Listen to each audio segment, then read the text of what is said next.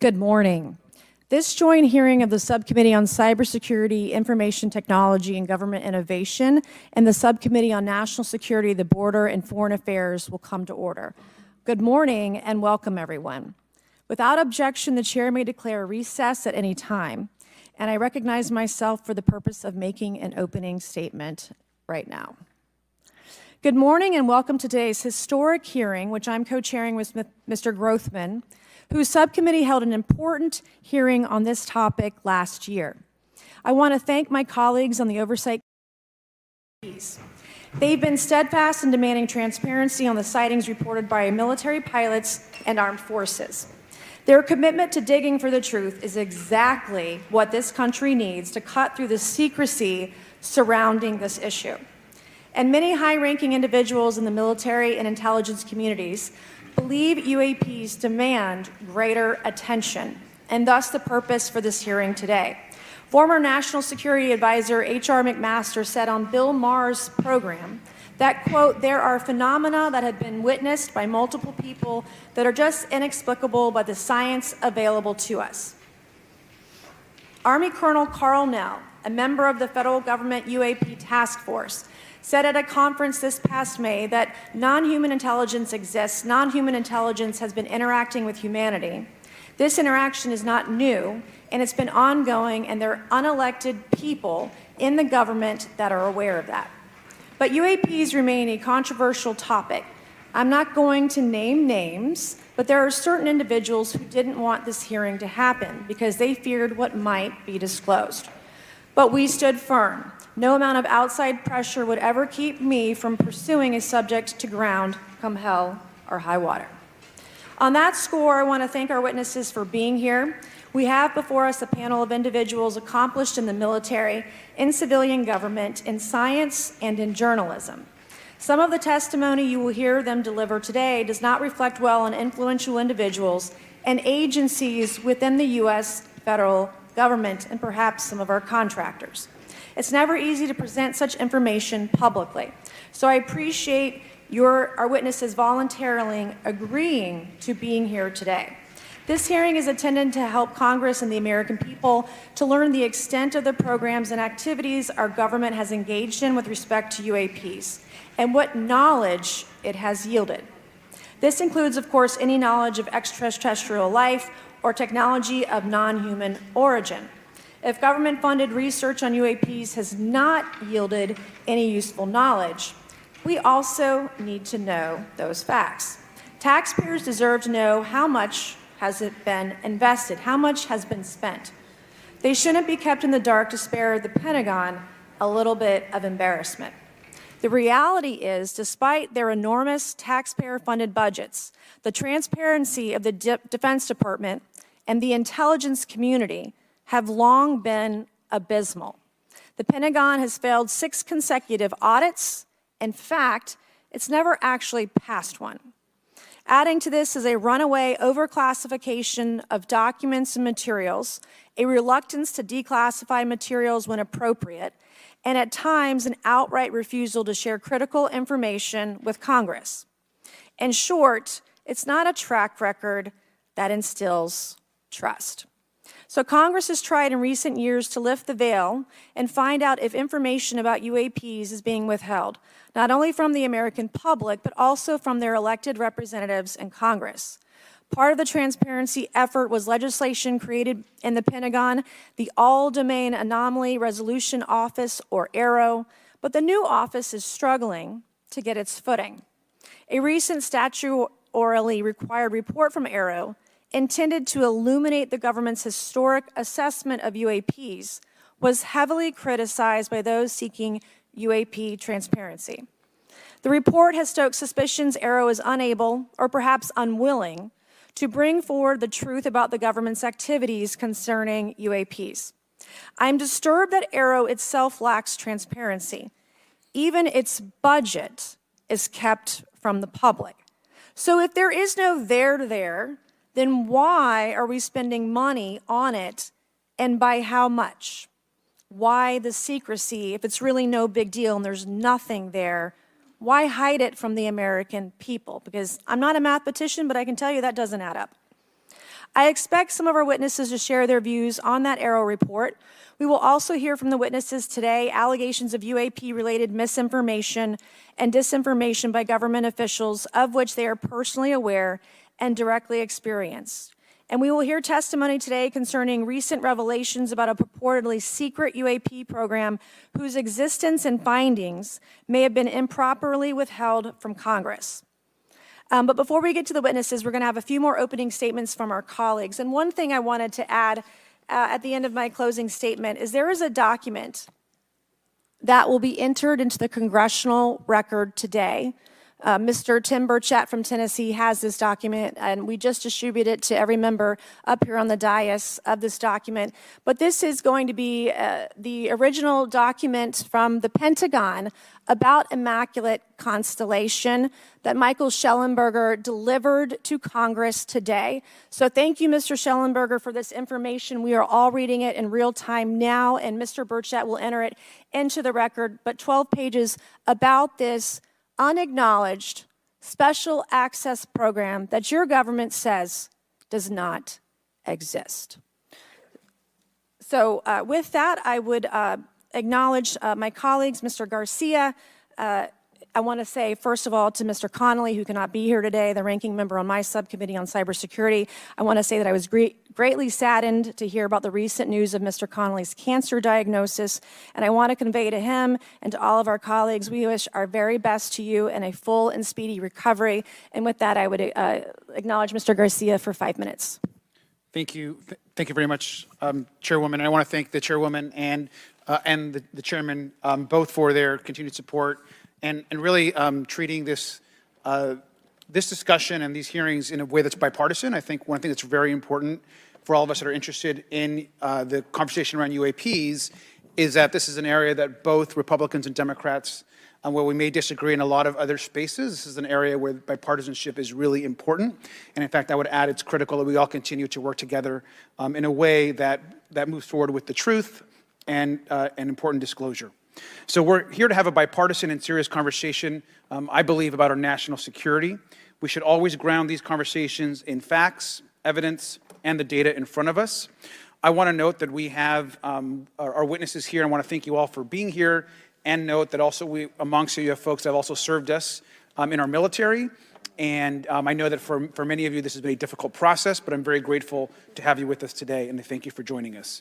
I also want to note that today's hearing builds on a quite, I think, also historic public hearing that we had many months ago that Mr. Grothman and others helped lead in this very same hearing room, where I believe we began a really important public conversation about UAPs. And so I want to thank him for that, and I especially want to thank Chairwoman Mays for her continued advocacy on this topic. I also want to start with some facts. We know that there are objects or phenomena observed in our airspace, as our witnesses will testify, and also possibly in our oceans. In many cases, we don't know what they are, and this is, of course, why we're discussing UAPs.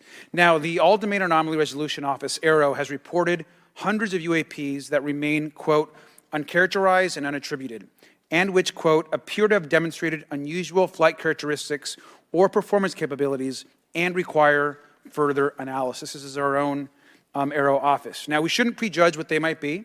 I'm certainly not going to. We need evidence. But what we are detecting things, and we know that we don't understand them, and this is worth investigating. Now, the American people have legitimate questions, and I believe it's critical that Congress should help address them. This is about the truth and science and facts. Now, transparency and faith in our institutions is vital in a good democracy. Now, I'm proud to say that this hearing will build on that important bipartisan work, and I want to thank everyone for being involved, including members of our committee. Now, in our last hearing in July, we heard testimony that a significant number of pilots of major airlines have witnessed UAPs as well, but have no real confidential way of reporting them to the government. We heard that commercial pilots who encounter UAPs may be hesitant to speak openly due to stigma or fear of retaliation. We also know that AARO has reported that, and I want to quote, that most reports still reflect a bias towards restricted military airspace, a result of reporting from military personnel and sensors present in such areas. And so the lack of ability for civilian pilots raises real safety concerns and limits our ability to understand UAPs. This is a particular piece of this conversation that I am very interested in. Now, our last hearing inspired us to introduce the Safe Airspace for Americans Act, joined by Chairman Grothwin, Chairwoman Mace, and a bipartisan group of co-sponsors. I see some of our leaders from Safe Airspace for Americans Act here, and that would create a safe reporting for UAP process, which we want to continue to do. Now, members of both parties and senior officials in multiple administrations have now taken an interest in this issue. Mainstream media, in many cases, are beginning to take more of an interest in this issue, and we should all be proud to carry that work and build confidence for the American people. I believe we can always be more transparent. To me, this hearing and others are simply about the truth and getting to the facts of what these UAPs actually are. It's very important that we show that Democrats and Republicans in Congress can work together to cut through misinformation and look for a serious and thoughtful way to have the discussion in public. Many of us have also called for additional public hearings to discuss UAPs. This should be a topic that continues on throughout the Congress so that we can gather more information, data, and work with the relevant agencies to gather more information. Finally, I just want to add that those that are here on this dais, many of us have participated also in classified briefings as well, and where we have also gained a lot of important, I think, and interesting information, at least I personally have. And so with that information, we want to continue today's hearing, and I thank all of our witnesses for being here. And with that, I'd like to yield back. Thank you, Mr. Garcia, and I'd now like to recognize Mr. Grothman for a 5-minute introduction. Thank you. Good morning. I'd like to thank our witnesses for being here one more time. This is a topic I've been interested in since 8th grade. I'd like to thank Ms. Mace for working with me on this topic and for making this a joint subcommittee hearing. Last year, the Subcommittee on National Security, the Border and Foreign Affairs held an historic hearing to understand the potential national security risk of unidentified anomalous phenomena, or UAPs. We heard from former Navy Commander David Fravor, who shared firsthand experience with a UAP he engaged while on duty in the Pacific. We learned from David Gresh, a former member of the intelligence community, who revealed the supposed existence of secret government programs hidden from congressional oversight. Additionally, former military pilot Ryan Graves informed us of the limited ways in which the military and commercial pilots can report UAP sightings. Since that last hearings, I've led several briefings with government agencies to deepen my understanding with these issues. First, the Department of Defense Inspector General's Office informed us that the Department of Defense does not have a streamlined process for service members to report UAP activity. Since then, the Joint Chiefs have implemented standards for UAP reporting across the services. The Intelligence Community Inspector General informed us that whistleblowers often fear retaliation for reporting mismanagement of highly sensitive government projects or information.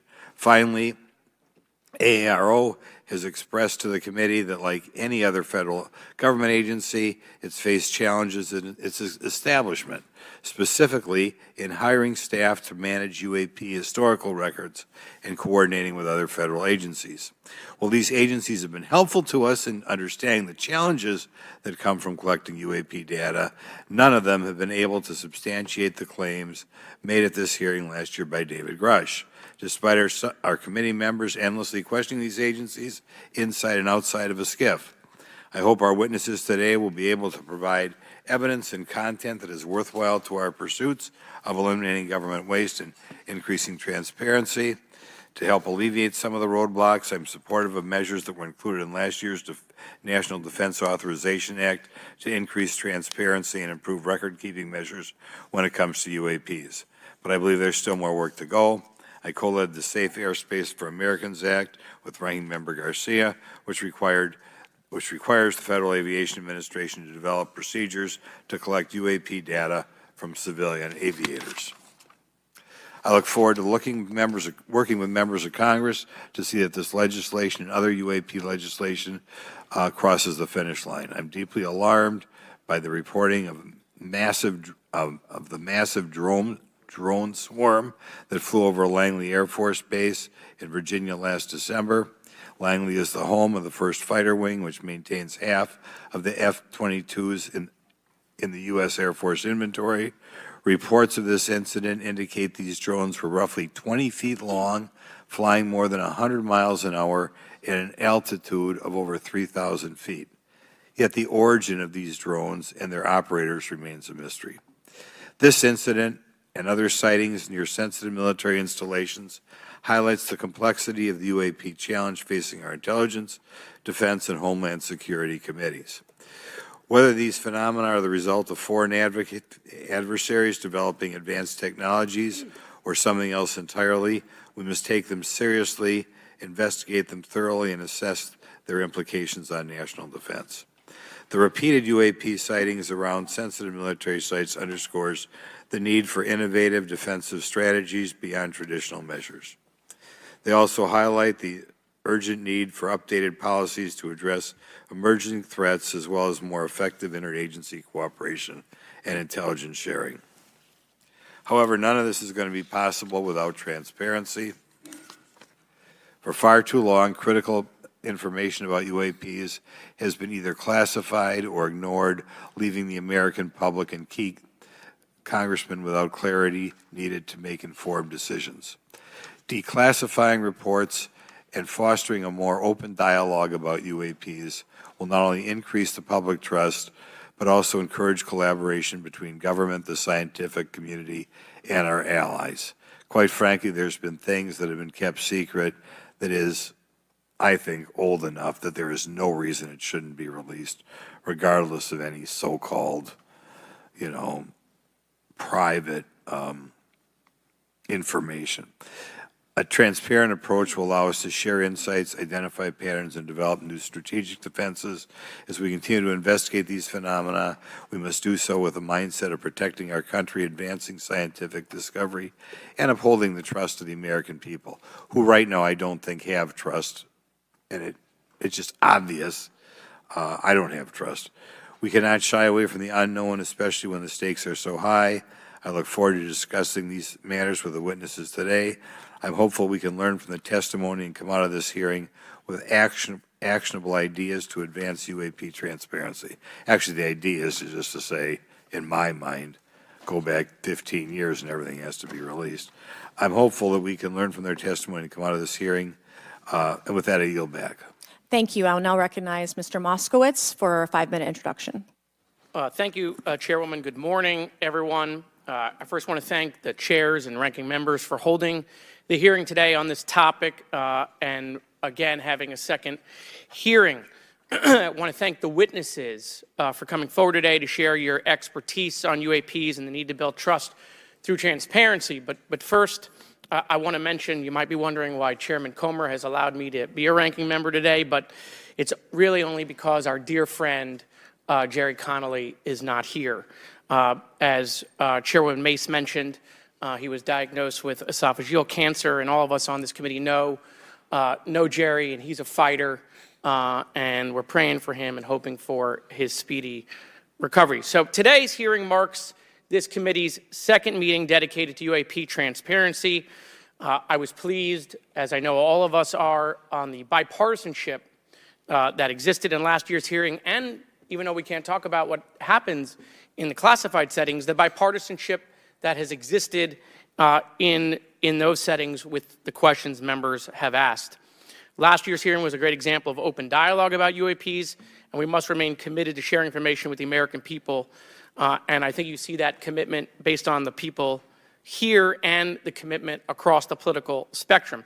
I personally have worked with multiple members of this committee, but I want to particularly thank Congressman Burchett, Mace, Luna, and Garcia for working on bipartisan pieces of legislation. In recent years, Congress has taken numerous bipartisan steps towards greater transparency. In 2022, in the NDAA, we created the All-Domain Anomaly Resolution Office to investigate unidentified flying objects. Following Aero, along with ODNI, released an unclassified report on UAP sightings. Of the 366 sightings included in the report, 171 remain uncharacterized, with some of these appearing to have demonstrated unusual flight characteristics or performance capabilities. That's a nice way of saying we don't want to tell you what they are. In March, Aero revealed a report on the historical record of U.S. government involvement with UAPs, which covered investigatory efforts going back from 1945 to the present day. Earlier this year, I joined Congressman Burchett to introduce the UAP Transparency Act, which would require the declassification of all documents related to UAPs with many other members of this committee. In fiscal year 2024, the NDAA required the National Archives and Records Administration to establish the unidentified anonymous phenomena records collection. This collection will include digital copies of all unidentified UAP records that can be publicly disclosed. This commitment in transparency is vitally important, and unnecessary overclassification has led to a void of information, which has allowed theories over the decades to foster. When the American people and members of Congress ask, are reports of UAPs credible, we're met with stonewalling. We're met with responses of, I can't tell you. And in fact, we're met with people not wanting us to have hearings. We're met with people not wanting us to ask you questions. In fact, many of us were told not to ask some of you certain questions on certain topics. In a time of heightened distrust of our government institutions, I believe more transparency is not only needed, but is possible. And obviously, we can respect national security limits, but we also have to provide our constituents with the information and oversight that they have tasked us for. As part of this, government agencies must maintain open lines of communication with members of Congress. And there are regular questions that Americans have. What are UAPs? Are they real? Are they ours? How has this technology been developed? How do they get funded? Right? And now we've seen this has gone from a long time ago where you could discredit people because it's some guy living in a Winnebago. You're able to see people now, these are pilots, these are military, these are folks with serious backgrounds. This has changed the face of this because now we have video. People will have questions. We know there are advanced technology programs. Almost 15 years ago, one of those came out of Area 51 to go after Osama bin Laden. And the only reason we know about that is because one of those helicopters was downed. Americans have questions about whistleblowers who have come forward to talk about retribution.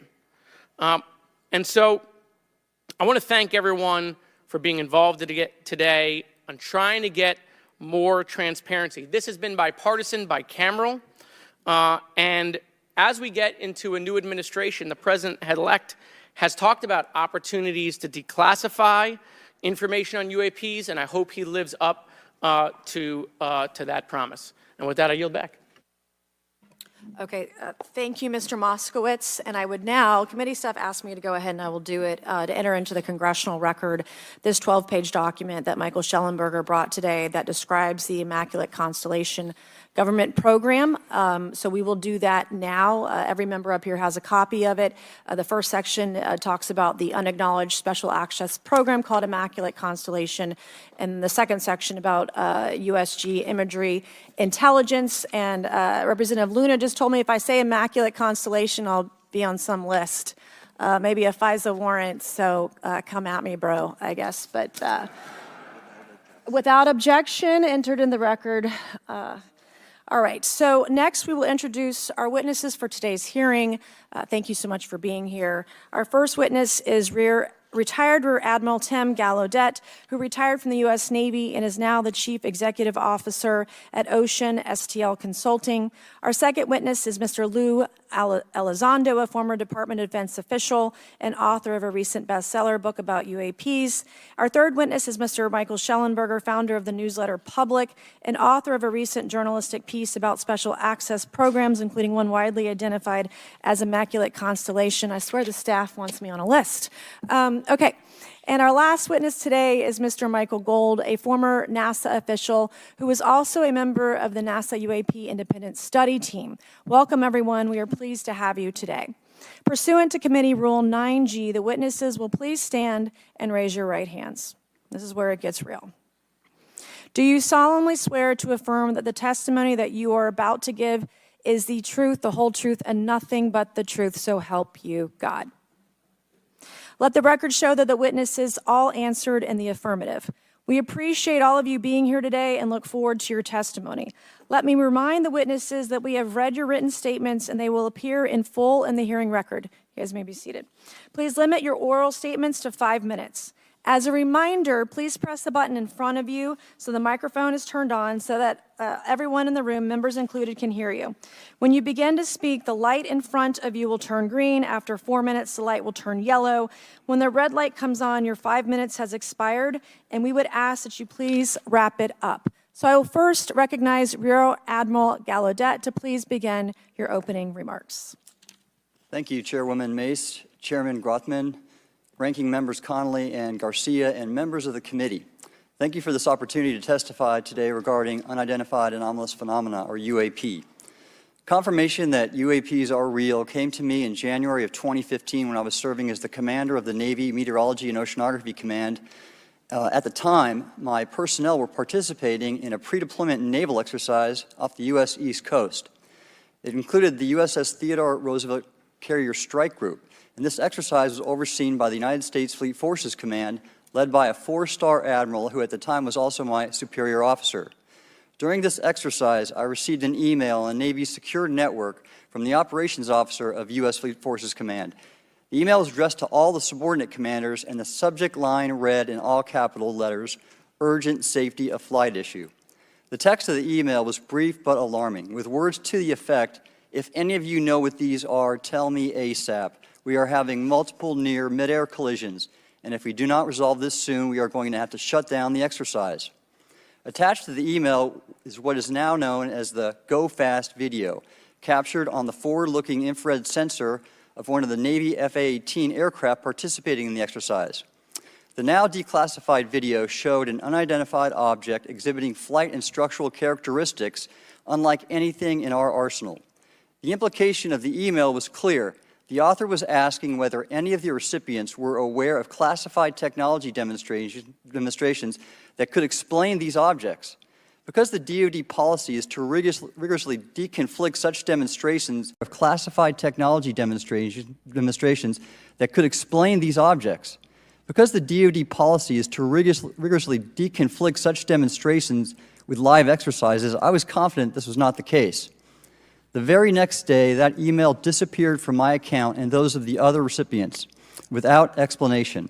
Moreover, the commander of Fleet Forces Command and the operations officer never discussed the subject. Even during weekly meetings specifically designed to address issues affecting exercises like the one in which the Theodore Roosevelt Strike Group was participating. This lack of follow-up was very concerning to me. As the Navy's chief meteorologist at the time, I was responsible for reducing safety of flight risks. Yet it appeared to me that no one at the flag officer level was addressing the safety risk posed by UAPs. Instead, pilots were left to mitigate these threats on their own without guidance or support. I concluded that the UAP information must have been classified within a special access program managed by an intelligence agency. That is a compartmented program that even senior officials, including myself, were not read into. Last year's UAP hearing before this oversight committee confirmed that UAP-related information is being withheld from senior officials and members of Congress. And just this week, I learned from former DoD official Chris Mellon that satellite imagery of UAP from a few years ago still has not been shared with Congress. Equally concerning, last year's UAP hearing also revealed that elements of the government are engaged in a disinformation campaign to include personal attacks designed to discredit UAP whistleblowers. Having never signed a non-disclosure agreement regarding UAPs, and now as a private citizen, I've become an advocate for greater UAP transparency from the government. The continued overclassification surrounding UAPs has not only hindered our ability to effectively address these phenomena, but has also eroded trust in our institutions. While I applaud previous bipartisan legislation passed by Congress concerning UAPs, a more comprehensive approach is needed to address the broader implication of UAP on public safety and national security, as well as the socioeconomic opportunities that open UAP research could unlock. Therefore, I recommend Congress take the following action, which I believe will receive bipartisan support. First, establish robust oversight of the executive branch's management of UAP information by directing key officials, beginning with the director of the DoD's All-Domain Anomaly Resolution Office, to provide comprehensive briefings on what the government knows about UAP and does not know. Two, enact the provisions of the UAP Disclosure Act that establish a UAP Records Review Board to ensure independent oversight, transparency, and accountability in the government's handling of UAP information. And three, strengthen the UAP Disclosure Act and future reauthorizations with provisions that mandate a whole-of-government approach to addressing UAP. In closing, I will share my personal reasons for speaking out on this topic. First, as a former science agency leader, having led the National Oceanic and Atmospheric Administration, I've always sought the truth in human knowledge and thought. Now that we know UAP are interacting with humanity, and these include unidentified submerged objects in the ocean, we should not turn a blind eye, but instead boldly face this new reality and learn from it. Additionally, at a time when leaders in government leave much to be desired, I feel obligated to show moral leadership on this issue of UAP disclosure by validating the credibility of the courageous men and women who have come out as witnesses and whistleblowers to expose the truth. My speaking out has encouraged others to do the same, and it's my hope over time that a number of your constituents will want to know the truth and about UAP, and this number will increase to such an extent that the congressional action I have just recommended will become inevitable. Thank you, and I look forward to your questions. Thank you. I will now recognize Mr. Elizondo for his opening statement. Greetings, Chairwoman Mace, Chairman Grothman, Ranking Members Connolly and Garcia, and members of the committee. It is my honor and privilege to testify before you on the issue of unidentified anomalous phenomenon, formerly known as UFOs. On behalf of our brave men and women in uniform and across the intelligence community, as well as my fellow Americans who have awaited this day, thank you for your leadership on this important matter. Let me be clear. UAP are real. Advanced technologies not made by our government or any other government are monitoring sensitive military installations around the globe. Furthermore, the U.S. is in possession of UAP technologies, as are some of our adversaries. I believe we are in the midst of a multi-decade secretive arms race, one funded by misallocated taxpayer dollars and hidden from our elected representatives and oversight bodies. For many years, I was entrusted with protecting some of our nation's most sensitive programs. In my last position, I managed a special access program on behalf of the White House and the National Security Council. As such, I appreciate the need to protect certain sensitive intelligence and military information. I consider my oath to protect secrets as sacred, and I will always put the safety of the American people first. With that said, I also understand the consequences of excessive secrecy and stovepiping. Nowhere was this more apparent than in the aftermath of 9/11, which many of us remember all too well. I believe that America's greatness depends on three elements: A, a watchful Congress, B, a responsive executive branch, and C, an informed public. Over the last decade and a half, I learned that certain UAP programs were and are operating without any of these elements. Although much of my government work on the UAP subject still remains classified, excessive secrecy has led to grave misdeeds against loyal civil servants, military personnel, and the public, all to hide the fact that we are not alone in the cosmos. A small cadre within our own government involved in the UAP topic has created a culture of suppression and intimidation that I've personally been victim to, along with many of my former colleagues. This includes unwarranted criminal investigations, harassment, and efforts to destroy one's credibility. Most Americans would be shocked to learn that the Pentagon's very own Public Affairs Office openly employs a professional psychological operations officer as the singular point of contact for any UAP-related inquiries from citizens and the media. This is unacceptable. Many of my former colleagues and I have provided classified testimony to both the Department of Defense and the Intelligence Community Inspector General, and many of us have subsequently been targeted by this cabal with threats to our careers, our security clearances, and even our lives. This is not hyperbole, but a genuine fact, and this is wrong. To fix these problems, I propose three principal actions. First, Congress and the President should create a single point of contact responsible for a whole-of-government approach to the UAP issue. Currently, the White House, CIA, NASA, the Pentagon, Department of Energy, and others play a role, but no one seems to be in charge, leading to unchecked power and corruption. Second, we need a national UAP strategy that will promote transparency and help restore the American public's trust at a time when the public's trust is at an all-time low. This strategy should include a whole-of-government approach, including the academic and scientific communities, the private sector, and our international partners and allies. Third, Congress should create a protected environment so whistleblowers desperate to do the right thing can come forward without fear. As it currently stands, these whistleblowers suffer because of stigma, a code of silence, and concerns about retaliation. These whistleblowers should be encouraged to come forward in ways that protect them against any forms of retaliation.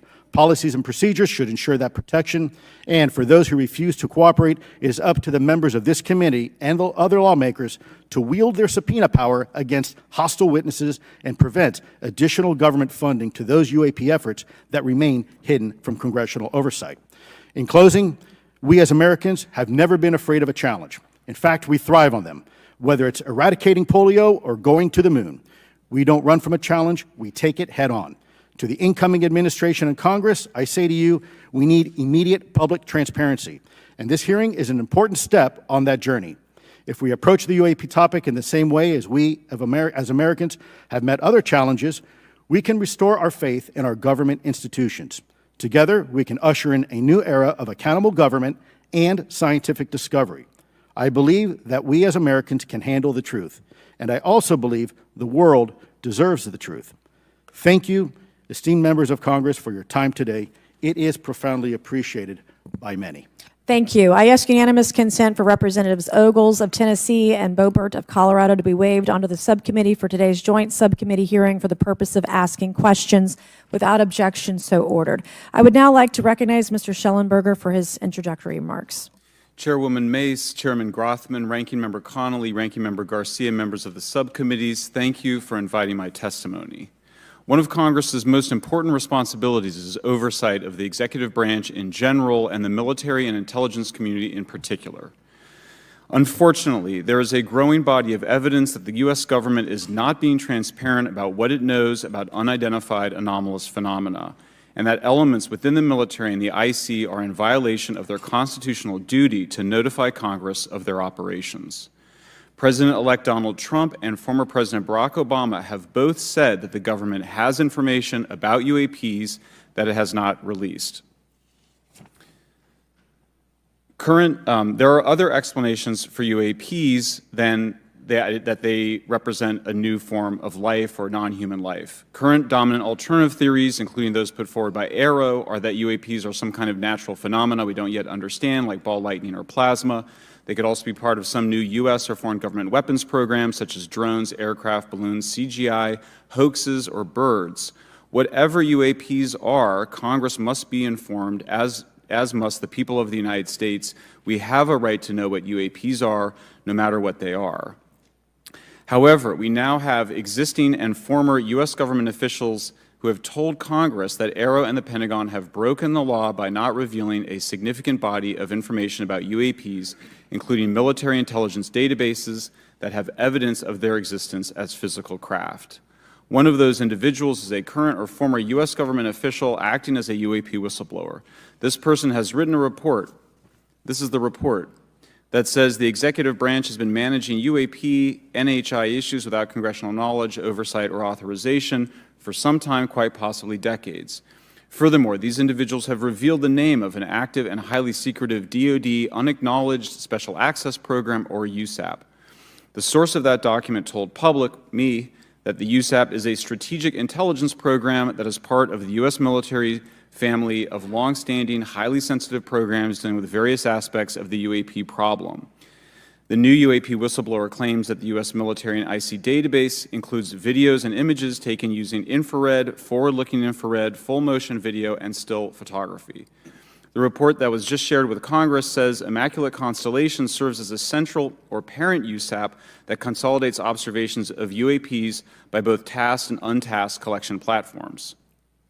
Immaculate Constellation includes high-quality imagery intelligence and measurement and signature intelligence of UAPs, the whistleblower's report adds. The sources of this intelligence are a blend of directed and incidental collection capabilities, positioned in low Earth orbit, the upper atmosphere, as well as military and civilian aviation altitudes and maritime environments. The report to Congress details in detail various UAPs, including spheres, orbs, disks, saucers, ovals, triangles, boomerang, arrowhead, and irregular organic. The report describes various incidents found in the human intelligence databases.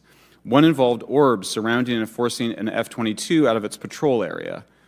In another incident, the crew of a Navy aircraft carrier watched a small orange-red sphere rapidly descend from a high altitude of 100 to 200 yards directly above the flight deck of the CVN, or aircraft carrier. And since my reporting on this Immaculate Constellation last month, another source came forward who told me that they saw a roughly 13-minute long high-definition, full-color video of a white orb UAP coming out of the ocean approximately 20 miles off the coast of Kuwait. It was filmed from a helicopter. Then halfway through the video, the person said the orb is joined by another orb that briefly comes into the frame from the left before rapidly moving again out of the frame. The person discovered the video on SIPR, the Secure Internet Protocol Router Network, which the DoD uses to transmit classified information. A leading UAP researcher who utilizes the Freedom of Information Act to find out what the government knows, John Greenwald, told me last year that the U.S. government had been increasingly denying his requests for UAP information. He has been doing FOIA requests for 27 years and has an archive of 3 million pages. The government has for decades denied any interest in UFOs, he told me, but the documents that he has assembled show that behind the scenes it was a completely different story. Contrary to the hopes of many advocates of transparency, the government has been restricting more information since the leak of 3 UAP videos in 2017. The DoD organization AARO has been labeling many documents with a B7 exemption, which Greenwald says does not make any sense. They're stating that anything AARO does is involved in law enforcement investigation, which allows AARO to not release it. Greenwald says that the DoD has denied the existence of a UAP and ATIP-related records on multiple occasions, only to acknowledge them after an appeal was filed. He added that the Naval Air Systems Command in March 2022 stated they found no additional UAP videos. It seems strange that they had 3 and only those 3, but other requests had been filed by the Black Vault, that's John Greenwald's group, to seek out more places UAPs might be hiding. Then in September 2022, the Navy admitted that the UAP-related videos and photographs existed, but denied the request in full for their release, saying that the requested videos contain sensitive information that are classified and exempt from disclosure. The DoD will deny things on a Monday and then admit to it on a Friday, said Greenwald. He said the government can and does release videos that protect secret methods of capturing it. They fall back on the sensitive platform excuse a lot, he said. However, the on-screen information can be blurred and scrubbed. The metadata can be removed. I'll show you this example here. This is a presentation from the UATP task force. This is completely absurd. It's nuts, this level of censorship, of redaction on a document. It shows the redaction of how many reports they've collected, for how many years. 2 of the 3 potential explanations are blacked out. The Pentagon, the intelligence community is treating us like children. It's time for us to know the truth about this. I think that we can handle it. Thank you very much. Thank you. I would now like to recognize Mr. Gold for 5 minutes. Thank you, Chairwoman Mace, Chairman Grothman, Ranking Members Connolly and Garcia, Representative Moskowitz, and distinguished members of both subcommittees. I'm grateful to all of you, as well as your intrepid staff, for the opportunity to testify, and would like to begin by discussing courage. Courage is what it takes to tackle this topic, and courage in the face of adversity is what I see in front of me, beside me, and behind me. Per my introduction, I am currently the Chief Growth Officer at Redwire Space and have had several leadership positions at NASA. That being said, I want to be clear that I am speaking exclusively on my own behalf and not for Redwire, NASA, or any other organization. However, I am here today to speak out for science. Science we're confronted with resistance and ridicule. For example, members of the NASA UAP Independent Study Team, particularly those in academia, were mocked and even threatened for simply having the temerity to engage in the study of UAP. Our best tool for unlocking the mystery of UAP is science, but we cannot conduct a proper inquiry if the stigma is so overwhelming that just daring to be part of a NASA research team elicits such a vitriolic response. Therefore, one of the most important actions that can be taken relative to exposing the truth of UAP is to combat the stigma. And this is where I believe that NASA can be eminently helpful. The NASA brand is synonymous with hope, optimism, and credibility. If you were to take a walk down the National Mall, you would immediately see the NASA logo on T-shirts, hats, and bumper stickers. Few federal agencies enjoy this kind of popularity. I've never seen anyone wearing an Office of Personnel Management T-shirt, which is why NASA could play such an influential role. Specifically, NASA could, with relatively little cost and effort, host symposia on UAP, or even just participate in existing panels examining the topic. NASA personnel stepping forward and participating in such discussions would make a powerful statement to the scientific community that UAP should be taken seriously and researched accordingly. In regard to research, NASA has vast archives, much of which may contain important UAP data. Again, for relatively little cost and effort, NASA could create an AI or ML algorithm that could search the agency's archives for anomalous phenomena. I suspect that such an effort would not only result in information that will help us to understand UAP, but could result in data that will assist in other areas of scientific inquiry, such as anomalous weather or meteorite activity. Beyond its existing archives, NASA could act as a clearinghouse for civilian and commercial UAP data. During my work on the UAP Independent Study Team, it quickly became evident that there is no clear or well-publicized process for civilian pilots to report UAP sightings. The stigma associated with UAP hampers the number of pilots that would report such phenomena, but even for those who overcome the stigma, I believe the current FAA guidance is largely unknown and poorly understood. In order to effectively collect UAP data, the independent study team recommended the use of NASA's Aviation Safety Reporting System, or ASRS. This system, which is administered by NASA and funded by the FAA, provides a confidential means for the reporting of safety violations in a voluntary and non-punitive manner. Over 47 years, the ASRS has collected nearly 2 million reports. ASRS is the perfect tool to collect UAP data, which could then be collated by NASA and shared with the public at large. Leveraging ASRS could create a treasure trove of UAP data, potentially hundreds of thousands of reports, supporting this hearing's goal of exposing the truth. And I'm grateful to our two co-chairs and other members who have already incorporated this idea into proposed legislation. At this hearing, and as others have demonstrated, the UAP issue is justifiably dominated by national security and defense. However, I would urge the subcommittees to keep in mind the numerous ways that NASA and the FAA, as well as commercial activities in the air, in space, and in the water, can generate a massive amount of invaluable data on anomalous phenomena. I cannot help but be excited by the potential for such an endeavor, since scientific discovery is driven by anomalies. It's the existence and study of anomalies that led to the theory of relativity, quantum mechanics, and nearly all of humanity's scientific breakthroughs. This is why the study of UAPs should be embraced, since whatever is occurring, the chance to garner new knowledge should never be ignored. We must be thorough in collecting information, fearless in making conclusions, and open to following the data, no matter how mundane or extraordinary the results may be. I began this testimony by praising the Joint Subcommittee members for their courage, and I will end by echoing that sentiment. As the saying goes, the truth is out there. We just need to be bold enough and brave enough to face it. Thank you. Thank you. Thank you all. I will now recognize myself for 5 minutes of questioning. I have a lot of questions, and I have a lot of witnesses. So I would just ask, if it's yes or no, to please just tell me yes or no.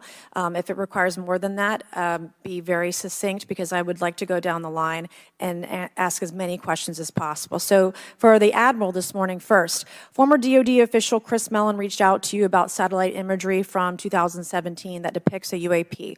What were the dates in 2017 when this occurred? I can't share with you the details, ma'am, but I can do it in a closed setting, and I can also tell you the agency that wrote a report on it. Okay, so who has the imagery? I can tell you that in a closed setting. Can you describe what was depicted in the satellite imagery? Just a description. It was a UAP, ma'am. That's it? No other description? The term that the analysts used, they called it the button. It was a disc-shaped object. Okay, where was it? I can't tell you that, ma'am. Okay. All right. Okay, Mr. Elizondo, you stated in your testimony that, quote, advanced technologies not by our government or any other government are monitoring sensitive military installations around the globe, end quote. If these technologies are not made by any government, who's making them? Private companies, or are you implying they are crafted by a non-human intelligence? Well, ma'am, that's precisely why we're here. The problem is that, temporally speaking, over decades, not just the last 10 years, to put this in perspective, are these private companies you're implying, or is this non-human intelligence? It may be both. Okay. When it comes to Blue Force Technologies, I would not be able to discuss Okay. that. Are you read into secret UAP crash retrieval programs? We would have to have a conversation in a closed session, ma'am. I signed documentation 3 years ago that restricts my ability to discuss specifically crash retrievals. I submitted for my book through the DOPSR process, which took a year for it to be reviewed. And what is in the book is what I was told I'm allowed to talk about. Has the government conducted secret UAP crash retrieval programs, yes or no? Yes, Okay, were they designed to identify and reverse engineer alien craft, yes or no? yes. Does the U.S. government have any reverse, okay, we already answered that question about retrieval programs. Do any U.S. contractors have the same? I would prefer to address that in a closed session, ma'am. Okay. In your book, you mentioned government employees who've been injured by UAPs, placed on leave, and receiving government compensation for their injuries. Is that correct? That is correct. How can the government deny we have recovered craft if they're paying people because they've been injured by recovered craft? Ma'am, that's a great question. That's why I think we're here again, because I've seen the documentation by the U.S. government for several of these individuals who have sustained injuries as a result of a UAP incident. It's a crazy idea, right? The hypocrisy and the logic. Okay, Mr. Schellenberger, I'm going to say it again to be very clear. Immaculate Constellation. What's its mission and how are they funded? Its mission is to, as I stated, its mission is to, it's an unacknowledged special access program. Its mission is to document UAPs. Okay, and do you, for your story and your report, do you have more than one credible source? I do. Sourcing, okay. I do. And then why do you believe your sources to be credible? How do you judge the veracity of the documentation you've been provided about this program? I checked the sources, and they are who they say they are. They are current or former government officials. I wanted to also add that I did not specify that they were Defense Department employees. I didn't specify the agency nor the gender. Would they have included non-government employees, people that aren't employed by the government? These are, I'm comfortable saying that these are government or previously government employees. Any of them currently employed by a private contractor or private contractors? I'd rather not say. Okay. What's the key takeaway, just a few seconds, about the Immaculate Constellation document you provided us today? I think that what the American people need to know is that the U.S. military and intelligence community are sitting on a huge amount of visual and other information, still photos, video photos, other sensor information, and they have for a very long time. And it's not those fuzzy photos and videos that we've been given. There's very clear High res. images, high resolution. How many visuals, graphics, videos, photos? I mean, I've been told hundreds, maybe thousands. I mean, I also wanted to say, because there was some conversation around concern around the revealing of these materials, revealing the source collections, but some of these are shot from helicopters using normal videos of oceans. I just think that's absurd that somehow you're going to be revealing some secret U.S. technology by revealing that you've photographed orbs off the coast of Kuwait. Okay, thank you. I have 8 seconds. Mr. Gold, did the NASA independent study team get briefed on what you call OSAP? Very quickly. I flagged the Advanced Aerospace Weapons System Application Program to our chair and our DFO. We did not get briefed, but I believe it is definitely worth looking into. That was probably the largest UAP review effort ever, and I think produced a lot of interest data, including revealing Nimitz. I don't know if my fellow witness, Lou, might want to, he did yeoman's work on it, might want to comment. Okay. All right, I'm going to turn to Mr. Moskowitz, who will be recognized for 5 minutes of questioning. Thank you, Madam Chairwoman. So, Mr. Gold, you gave a whole diatribe for a couple of minutes about UAPs, science, data collection, stigma. A lot of non-believers in all of this would just ask a very simple question. Why? Why is it so hard, right? Like, why are people, anytime they ask, why are they always thwarted? Why are they always judged? Why is they always have misinformation spread? Why is there always retribution? Why is it always met with an ear? What's the why? If it doesn't exist, why is it such a problem? I think if you go through the history of science, Representative, it is always difficult for breakthroughs and new information, regardless of whether it's UAP or any other kind of discovery. And in science, we're supposed to be open, but when you break with the orthodoxy of what's believed, whether it's Galileo saying that the Earth doesn't rotate or the Earth rotates around the sun or the sun doesn't rotate around the Earth, it's always challenging for new beliefs. And the more extraordinary those discoveries, the more extraordinary those new beliefs, it's very difficult. So I think this is natural. There's natural conservatism that when it comes to science, but this issue in particular has been very difficult where, again, even to attempt to study it becomes problematic.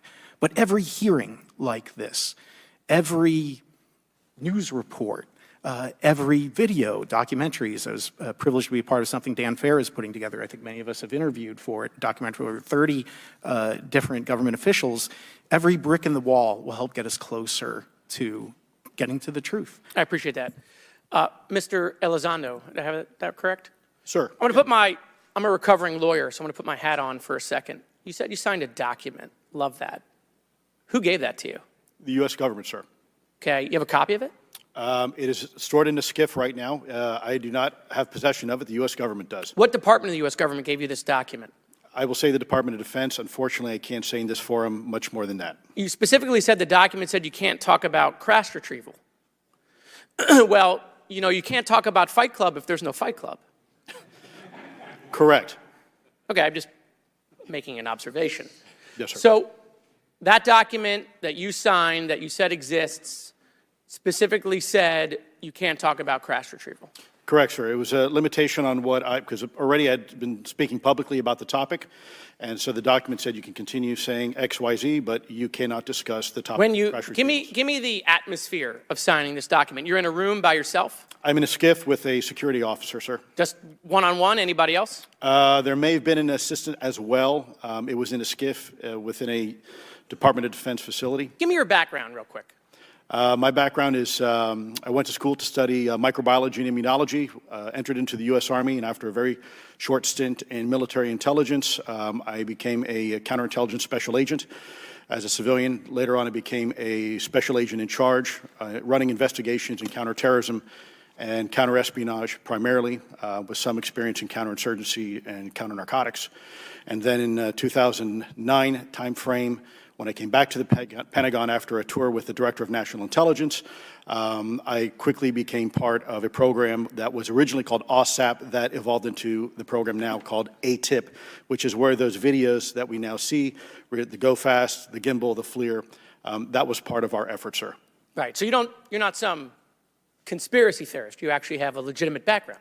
Well, sir, I'm certainly not a conspiracy theorist. I'm fact-based, just a fact. So when you're in this room, I want to paint the picture of everybody. You're in this room, you're by yourself, you're in a SCIF, you're handed a document. How long is the document? It's about a page front and back. So basically, you have some things they call trigraphs, which I cannot, again, talk to. How long were you given to sign the document?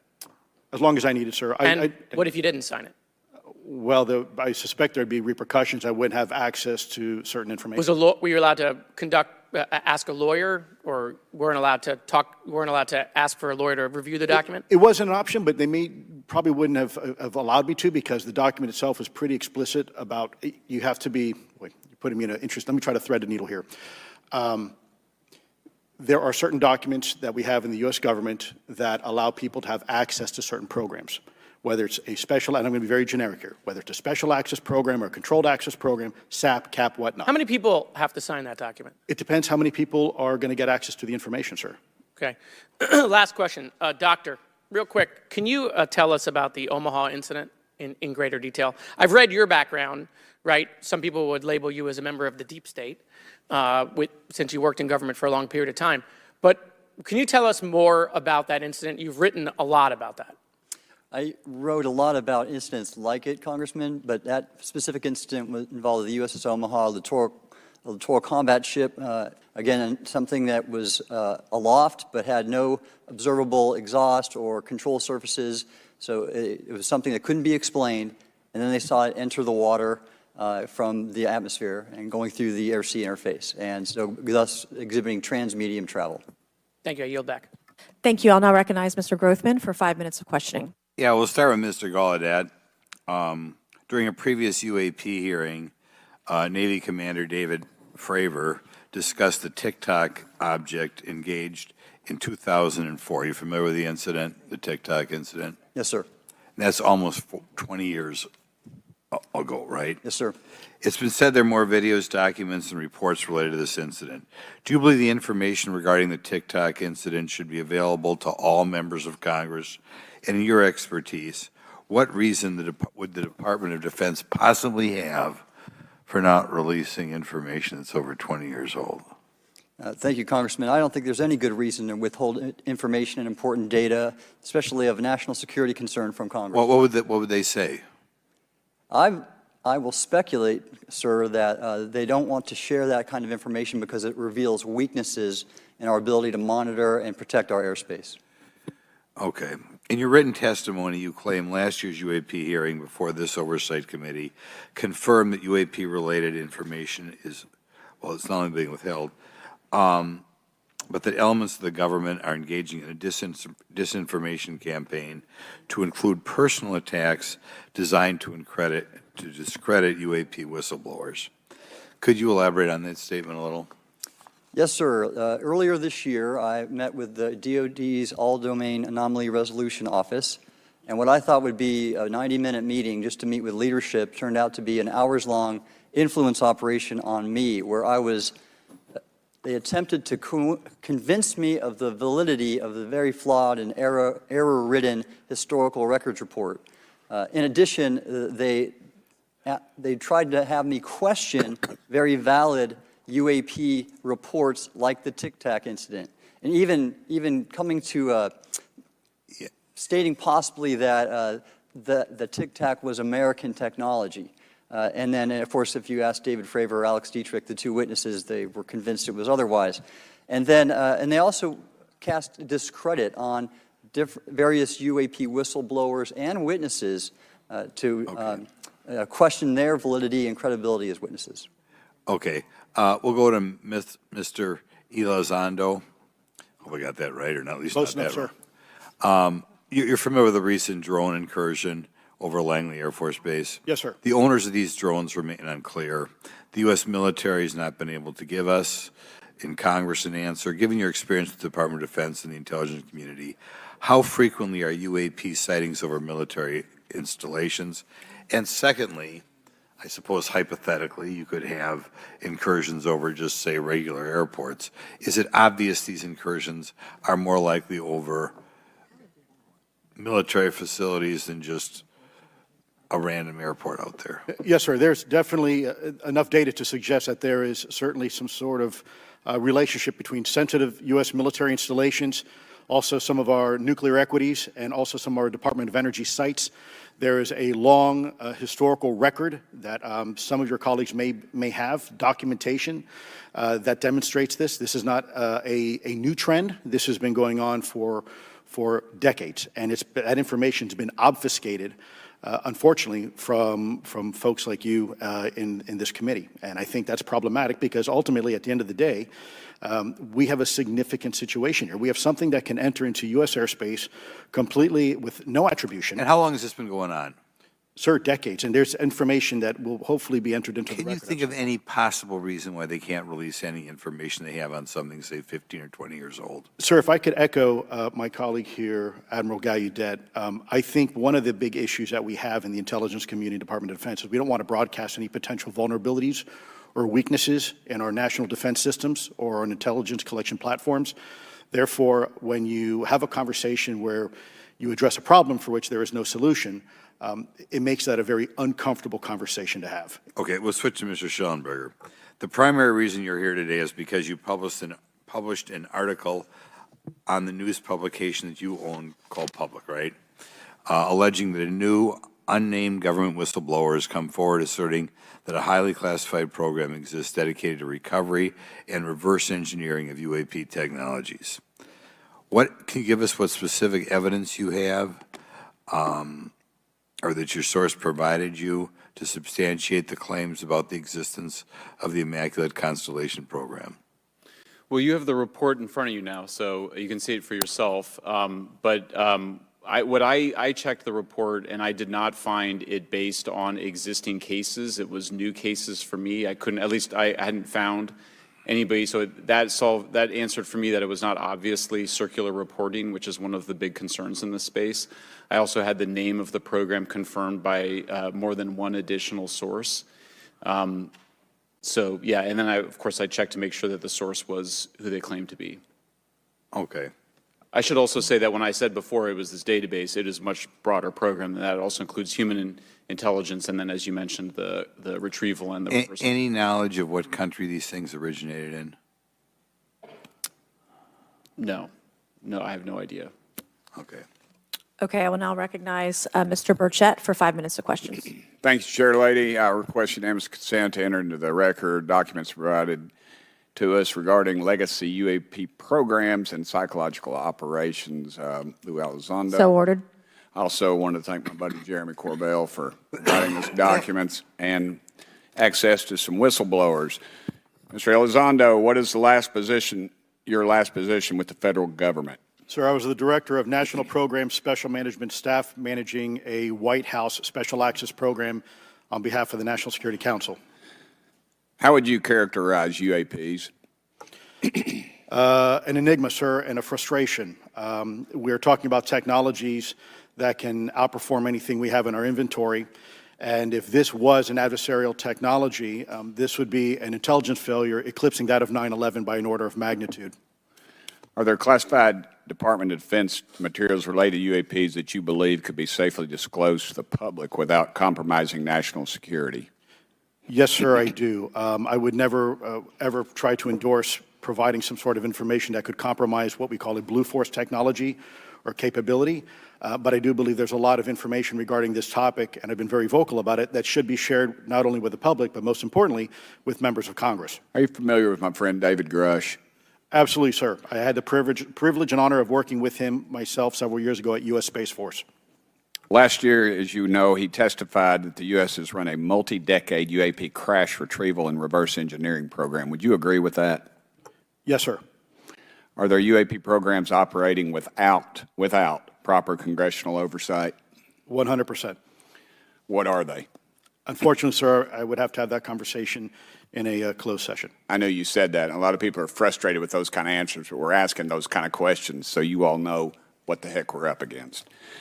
You also mentioned in your opening statement that the Pentagon's Public Affairs Office employs a psychological operations officer as the singular point of contact for UAP-related inquiries. Why the heck would they do that?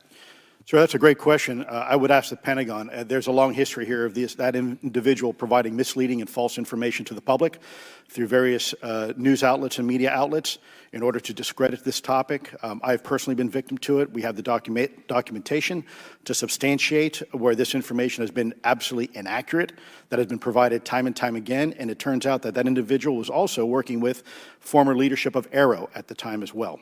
And we punish them by giving them multi-million dollars more than they ask for every year.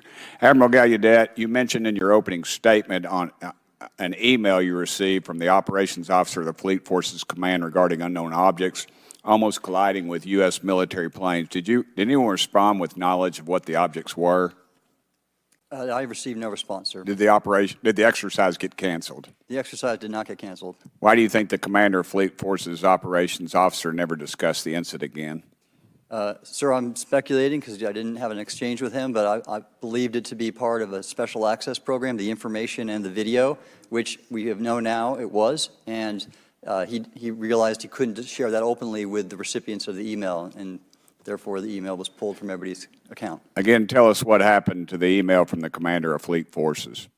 The day after I received it, and all the other recipients received it, which were all the subordinate commanders of U.S. Fleet Forces, so 1- and 2-star admirals, including strike group commanders, the email was wiped or deleted from our accounts, Okay. and then no one talked about it. All right. Have you specifically had any experience with submersible objects?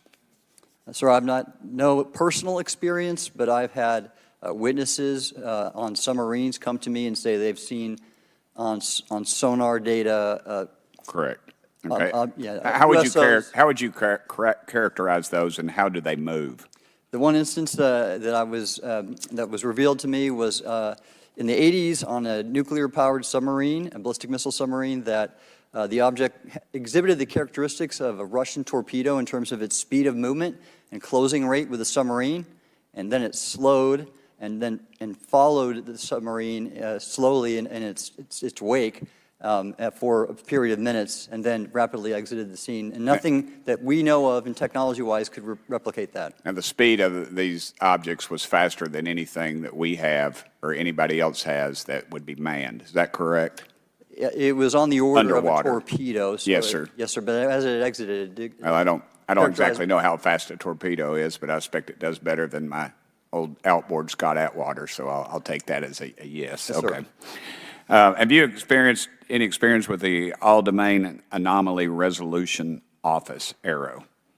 Yes, Congressman, as I mentioned previously, I have met with them. Okay. You heard Mr. Elizondo describe psychological operations for those contacting the Department of Defense about UAPs.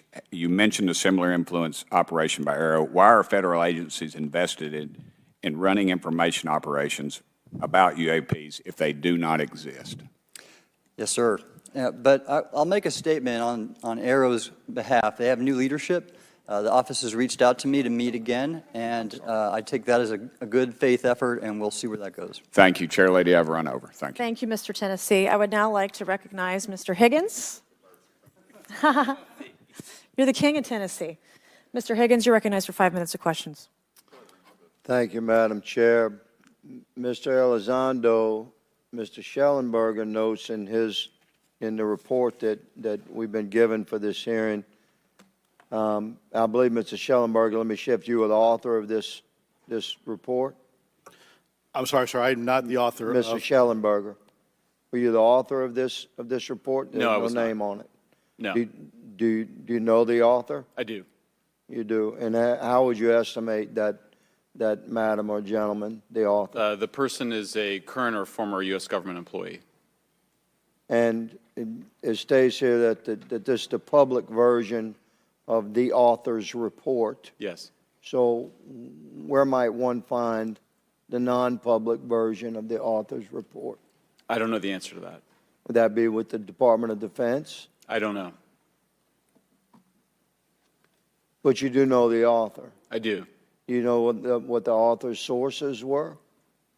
The author's sources are described in the report. These databases, the Immaculate Constellation. Right, but you expressed some confidence in the sources I would. earlier in I do. testimony. You expressed confidence. So do you know those sources? I do. Are they within the Department of Defense? I can't say. You can't say or you won't say? I won't say. Okay, why not? Because I protect my sources, and I think the reason... But you're not naming them. It's a big department, but many of us on my side of the aisle would say it's far too big. So you're talking about the Department of Defense, sources from within the Department of Defense?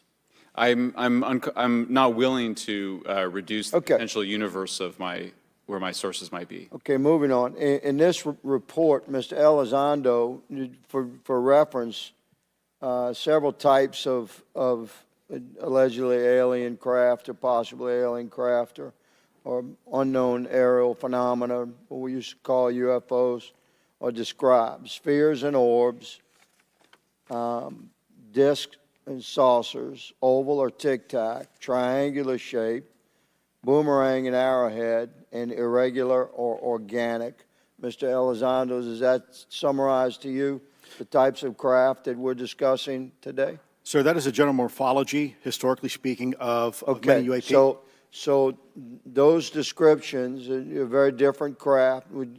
Is it your assessment that they would come of different origins?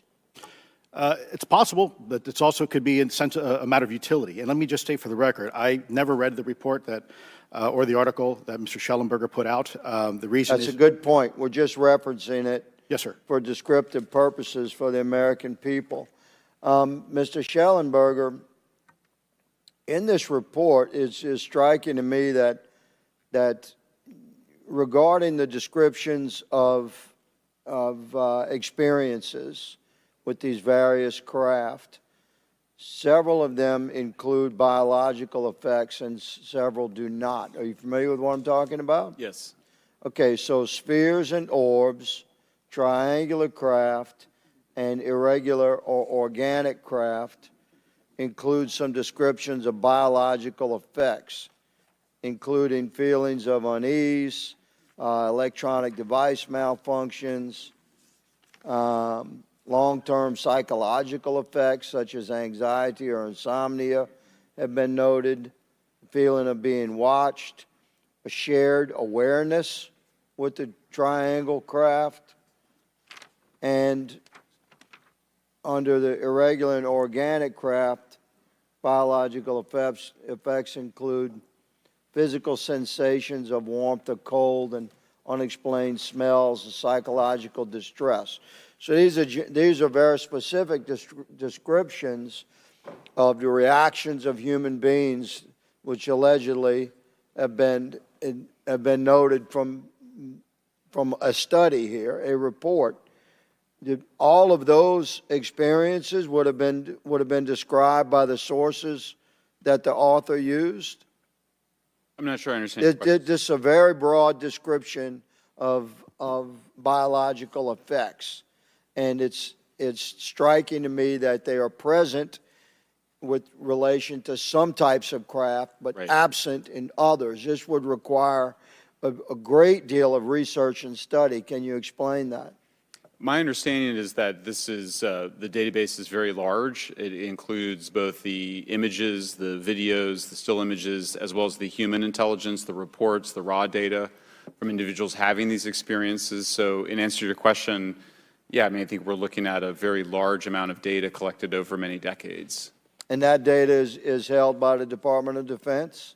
Well, I will say that after I published, I was told that this program, that the USAP was actually managed by the Department of Defense, but held at the White House. Roger But that. that's a single source, and I don't have multiple sources to verify that.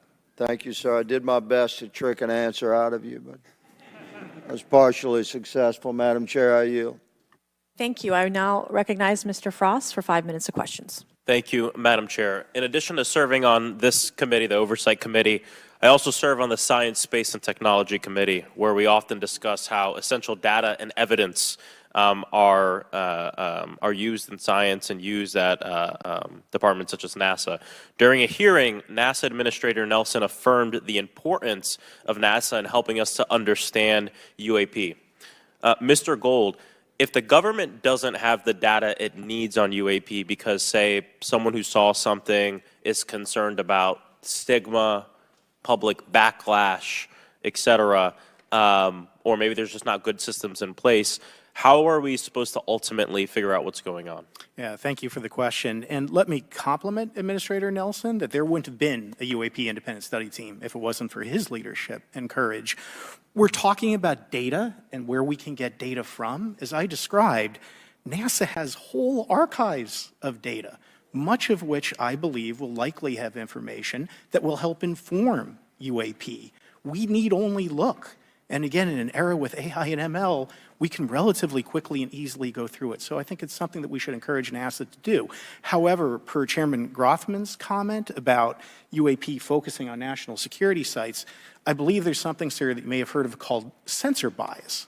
That because we've got more cameras, more monitoring of national security, we don't know how extensive UAP activity may be over civilian areas. And this is to the second part of your question where we're not collecting the data.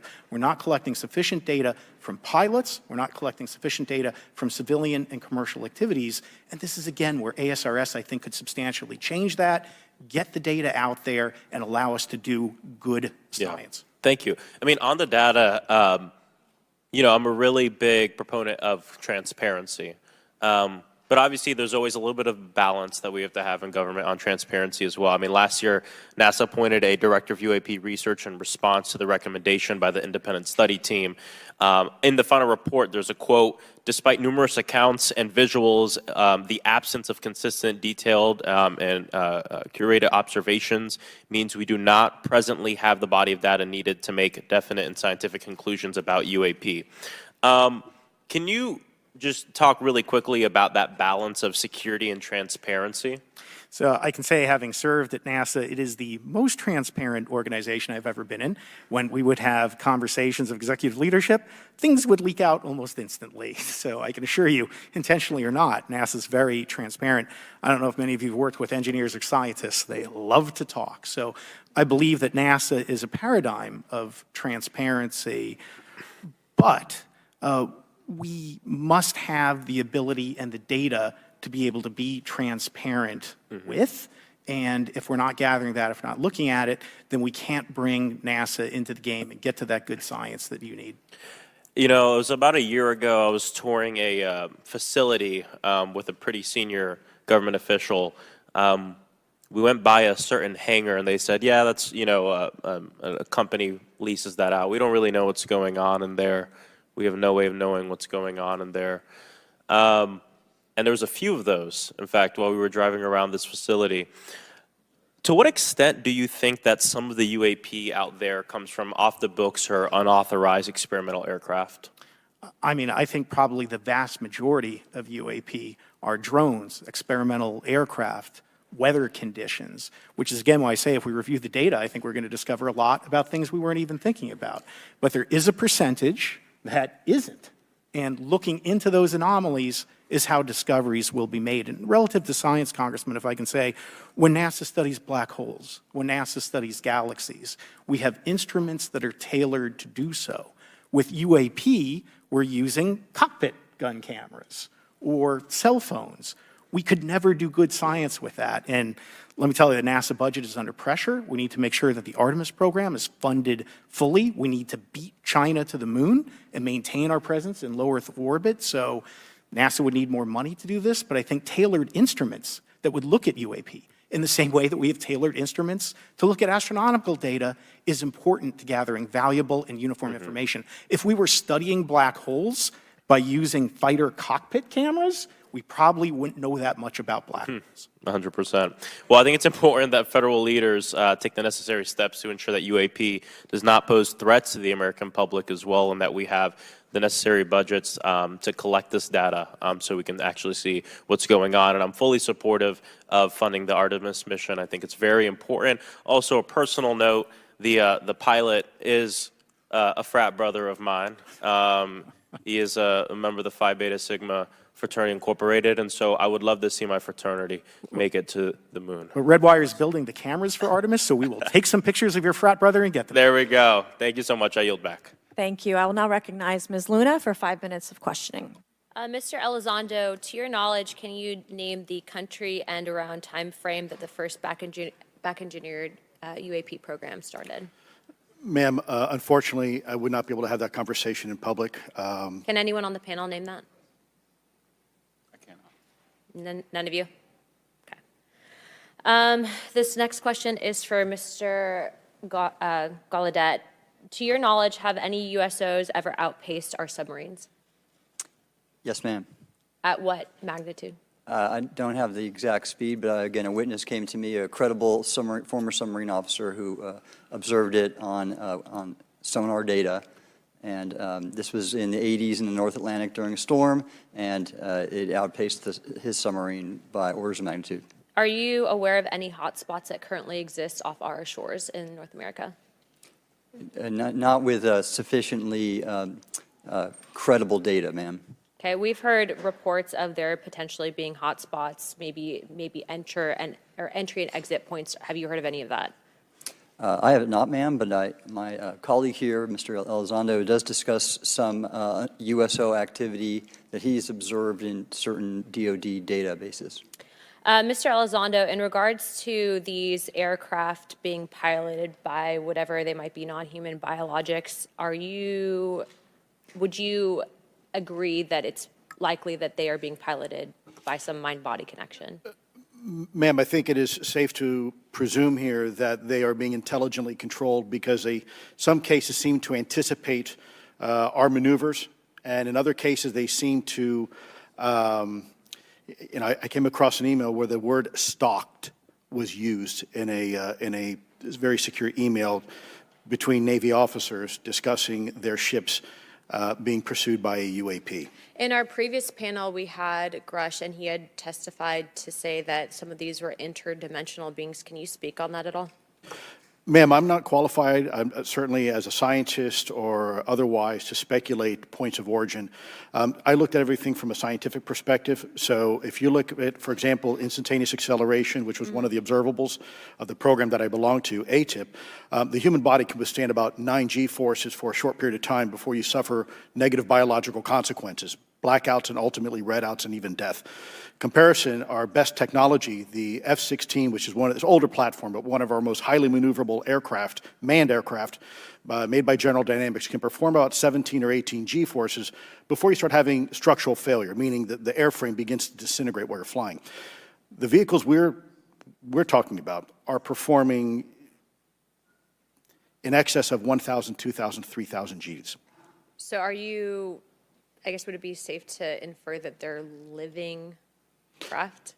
You know, I'm not prepared at this point to state for the record is something alive or not, because even that definition is hard. There was a time in science we thought that life required oxygen, and we now know that's not true. There are anaerobic bacteria that thrive in oxygen environments that lack oxygen. And so also same with photosynthesis. When I was in college, I was told everything is derived from photosynthesis as a form of energy. In reality, that's not true. There are things that live off of chemosynthesis. So we're constantly having to reevaluate our understanding of what the definition of life is. Mm-hmm. Do any of you ever come across reports from people that claim to have firsthand experiences with these entities, whatever they might be, or these aircraft, and then as a result, whether or not they're religious, find that these things will automatically disappear? Anyone, and this is open to any of you on the panel. So just real quick, because I'm running out of time. Lou? Ma'am, I've always been a nuts and bolts kind of guy. When I was at ATIP, I was focusing more on the performance characteristics and less on the potential occupants. Okay, the reason I ask is because it seems like, just based on our conversations, that we've had people that say that there are good and bad of whatever these things are.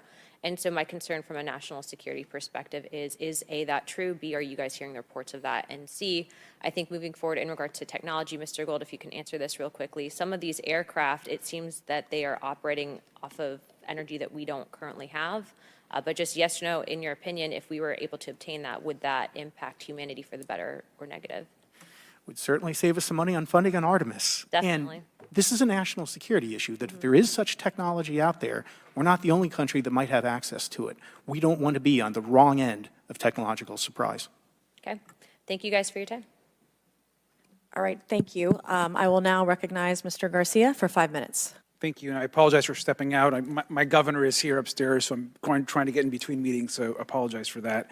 I want to just start by just asking everyone on the panel or witnesses, and I had a chance to read all the testimony before, but just to set the agenda, just if we can go down real briefly, do you believe, just for the record, that the federal government, any part of the federal government, is knowingly concealing evidence about UAPs from the public? Yes, sir. 100%. Yes. Yes. Thank you. I also want to just go down the line. I know many of you have already said this, but I just, for the record again, just briefly, what do you believe UAPs could be or are? Strong evidence that they are non-human, higher intelligence.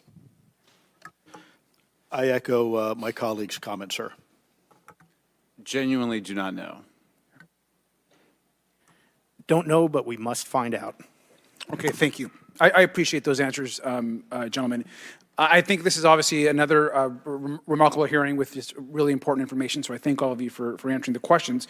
Admiral, I just want to go back to one thing. Now, last year, our subcommittee heard from 2 retired Navy pilots, Lieutenant Ryan Graves and Commander David Fravor, regarding UAPs. Actually, I think Ryan is here in the audience and been a great person to get to know and to have conversations with. He, of course, has been involved in the Safe Airspace for Americans Act with Chairman Gray and been a great person to get to know and to have conversations with. He, of course, has been involved in the Safe Airspace for Americans Act with Chairman Graves, with Chairwoman Mace for UAP reporting by civilian aviation personnel. Can you discuss briefly why it's important for civilian pilots to be able to report UAPs and why these legal protections are critical for our national security. Yes, Congressman, thank you. And I did invite Ryan Graves as my guest, as I'm on his advisory board for the Americans for Safe Aerospace, and the legislation that you supported and introduced, I fully support as well. And I think it's important that more civilian pilots, commercial pilots, report so we can better understand and learn and do research on UAP, as well as remove the stigma so more citizens report on what they observe.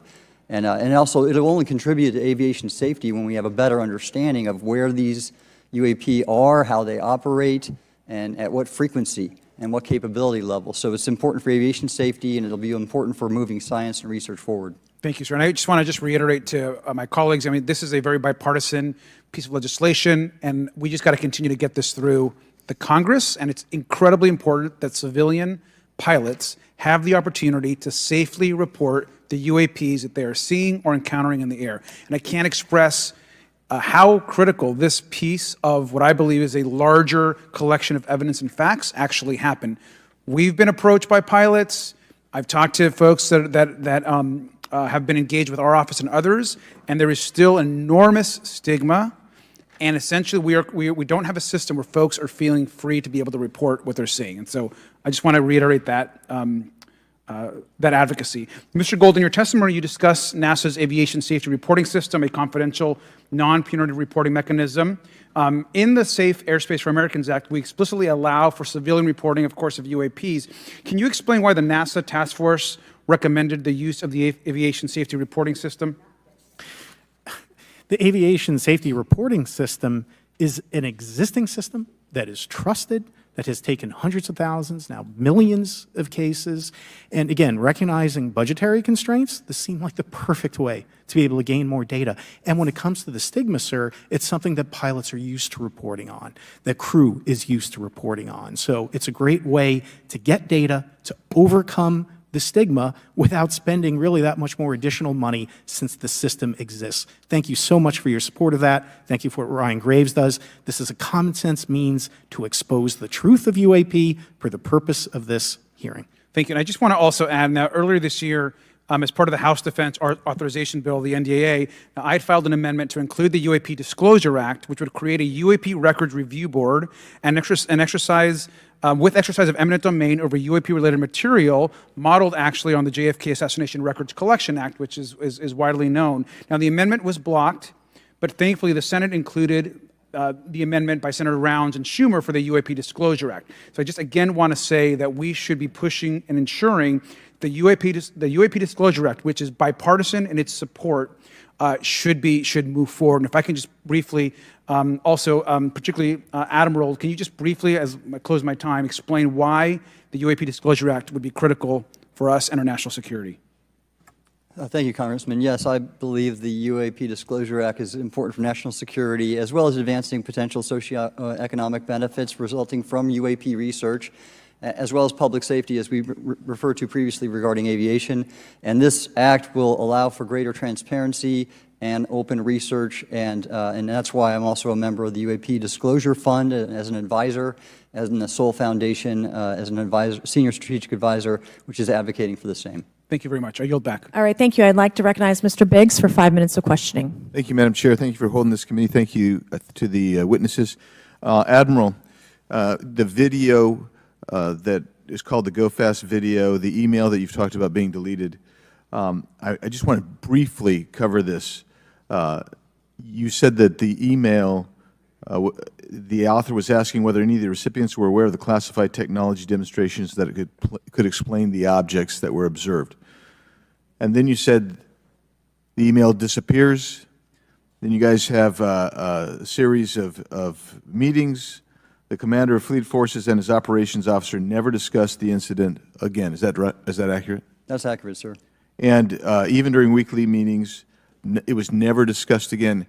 My question for you is, you were in those meetings. Did you personally hear that nothing was going on about that?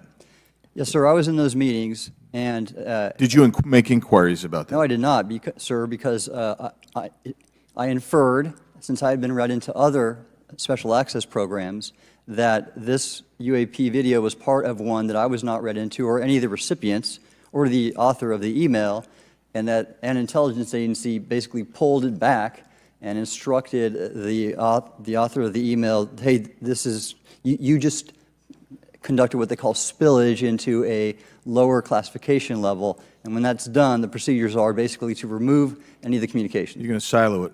So, and you, Mr. Elizondo, you said in your report and your testimony today, a government work on the UAP subject still remains classified. Excessive secrecies led to grave misdeeds against loyal civil servants, military personnel, and the public, all to hide the fact that we are not alone in the cosmos. Fair? Yes, sir. All right. And all of you, and Mr. Schellenberger, by the way, I've read several of your books, Mr. Schellenberger, excellent stuff. Thank you. What I would say, too, is you were asked about the veracity of the author of this report. You're comfortable with the veracity? Yes. Okay. And then, and I'll get to you in a second, Mr. Gold. We'll talk about Kuhnian and Lakatoshian scientific advancement and how we're obviating that through these processes. But we'll get to that in a sec. Because what I want to really get to is the ultimate question really becomes this. For what purpose is the federal government overclassifying, because that's what they're doing, they're overclassifying, and forbidding the public for getting access to this? And if you know, if you have an explanation, I'm curious, because I know what I've been told. I just want to know from your perspective, why do they overclassify? Mr. Elizondo, you look like you're finger on the button, ready to go. Yes, sir. Forgive me. I think there's several reasons. I think at the time when this reality became evident to the U.S. government, we were in the middle of the Cold War with then Soviet Union, and we did not want to tip our hands to what our knowledge base was on this topic. We did not want to broadcast that to the Cold War's long over. It is, sir. It is, sir. There's also then the philosophical argument that the Department of Defense and the intelligence community is solution-oriented, and when you don't have answers, it's a really tough spot to be in. It's easier to be quiet and suppressed than if you don't have the answer. Indeed, sir. In fact, there's a very real example when we built the U-2 spy plane and flew it over then Russia, and we're taking reconnaissance. And when we first started flying the aircraft, it flew so high and so fast we thought they weren't tracking us. In reality, they were tracking every flight.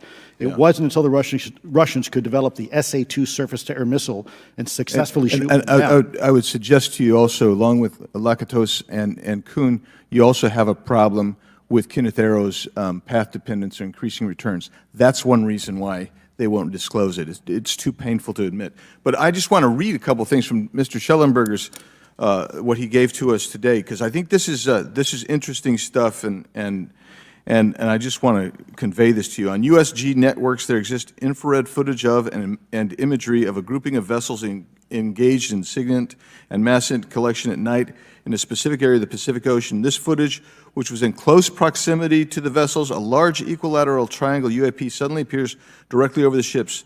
These three bright points are seen at each bottom corner of the UAP, which is observed to slowly rotate on its horizontal axis. And he goes on to describe that. And I just want to read one more, and I'm doing this because I think it's interesting. This stuff is interesting as anything. So let's get this one here, right here. While performing a routine airspace surveillance and control mission in the Eastern Air Defense Sector, an F-22 fighter observed multiple UAP contacts at mission altitude. Moving to intercept the F-22 pilot noted multiple metallic orbs slightly smaller than a sedan hovering in place. Upon vectoring towards the UAPs, a smaller formation of the metallic orbs accelerated at rapid speed towards the F-22, which was unable to establish radar locks on the presumed hostile UAPs. The F-22 broke trajectory and attempted to evade, but was intercepted and boxed in by approximately 3 to 6 UAPs. And then I'll leave that there, but because I just have no more time left. Well, she's not looking. So let's just get into let's get into part of this. I thought I would be saved by the bell. No. Let's talk about Kuhnian, Lakatoshian type of scientific development, and the problem that we have here is you have institutional blockage of what would be normal development of scientific ideas. And if you want to expand that, Mr. Gold. We're over time, so be very fast, please. I'll just say I'm a recovering attorney, so please take it easy on the science. But all breakthroughs have been heretical at first, and that's the challenge that we face, particularly with something as extraordinary as this, which is why gathering the data is so important. And I'll just end by saying, by the way, the overclassification of material is in no way limited to UAP. That is occurring throughout the government, as well as the inability to get people classifications in a timely and efficient manner, and then to have those classifications be broad enough to be useful. So this is a larger issue that I hope that Congress will look at. Thank you. Thank you, Mr. Biggs. I've been generous. All right, Mr. Burleson, I'll recognize you for 5 minutes of questions, please. Thank you, Madam Chair. Mr. Elizondo, does any branch of the United States government or defense contractors possess technology? Sir, there's documentation that I believe was submitted for the record that was approved for release by the U.S. Pentagon, by the Department of Defense Office of Pre-Publication Security Review, and it states one of the reasons why my predecessor program, OSAP, was trying to collect material of unknown origin. Was it successfully collected? It was not. What happened is that there was an aerospace contract company that requested to divest itself of the material that was collected in the 1950s. Right. Unfortunately, that didn't actually occur. So let's dive into that. That's the Bigelow Aerospace, correct? So yes, sir. There was a journalist, Christopher Sharp, who said that there was a transfer between Lockheed Martin, Bigelow Aerospace, and the CIA allegedly blocked this. Can you describe that? What I can say is that it was blocked. Why it was blocked, I can only surmise. I was part of some conversations later on with some of those contract personnel where they had told all of us that is accurate. What we required was a memo from the Secretary of the Air Force in order to make that complete, and that never occurred. And so when Secretary Mattis became Secretary of Defense, I decided it would be appropriate for me to try to receive a memo from him as SecDef, as Secretary of Defense, if we could not get a memo from the Secretary of the Air Force to transfer that material. So if that material exists today, who's in possession? Sir, I wouldn't be able to have that conversation in an open hearing. We'd probably have to have that. Okay, my question to you then is, if we were in a secure setting, if we were in a SCIF, would you be able to provide or get access to something, whether it's visuals or material that we could put our hands on, or biologics, that would convince me, that would show me that we have non-human origins? Sir, that decision would not be mine. That would be to the gatekeeper still in the U.S. government. And who would so if you were in our shoes, where would you go from here? How would you get that information? A lot of times we just don't know who to ask because we don't know where to go next. So if you were in our shoes, where would you go? Well, I prefer to answer that question in a closed session. However, we established Aero for that very purpose, and unfortunately, under its previous leadership, it failed. So one would hope that they would have the authorities necessary to do that. Let's hope that this new iteration of leadership will be successful. In the discussions, it's simply about material, or is there discussion about it was previously testified that there was biologics that were collected. Are you aware of any of that? I am, sir, aware of the reporting that biologics have been recovered. Again, my focus was more nuts and bolts, looking at the physical aspects of these phenomenon, how they interacted around military equities and nuclear equities. So I'm certainly not a medical expert. I would not be able to probably provide you a whole lot of value in that simply because I don't have the expertise. But was anything described as that we have possession of bodies? Yes, yes. Is it multiple types of creatures, or? Sir, I couldn't answer that. I can tell you anecdotally that it was discussed quite a bit when I was at the Pentagon. The problem is the supposed collection of these biological samples occurred before my time, in fact, before I was even born. And was this part of the Lockheed Martin discussion, or was this the biologics is a completely separate? Separate yet related. Okay. Has anyone made contact? Sir, I'm sorry, could you specify? Has there been any, to your knowledge, any communication with a non-human life form?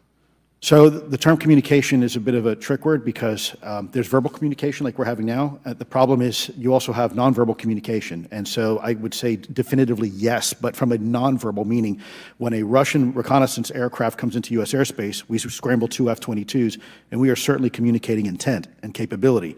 I think the same goes with this. We have these things that are being observed over controlled U.S. airspace, and they're not really doing a good job hiding themselves. They're making it pretty obvious they have the ability to even interfere with our nuclear equities and our nuclear readiness.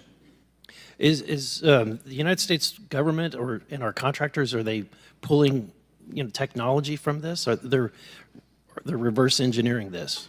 Sir, as I previously stated, and please forgive me, I am not authorized to discuss specifics about crash retrievals. I signed documentation with the U.S. government. What I can say was, after a very thorough review process by the Pentagon, what I wrote about, and that was my limit, unfortunately, that I was given. Thank you. Yes, sir. Thank you. I would like to recognize Mr. Timmons for 5 minutes of questioning. Thank you, Madam Chair. Mr. Elizondo, you just said something interesting. You said they don't seem to be hiding. They don't seem to be hiding. The UAP sightings are becoming increasingly brash, if you will. And, we've been hearing about these for years, but they've generally been isolated and not as consistent and over-critical military installations. Would you say that's fair? Is this becoming increasingly often? Is it happening more and more? Great question, sir. Let me see if I can answer this for you. Certainly, there seems to be some indication that they're being provocative, meaning that they're, in some cases, literally splitting aircraft formations right down the middle. So that's an air safety issue.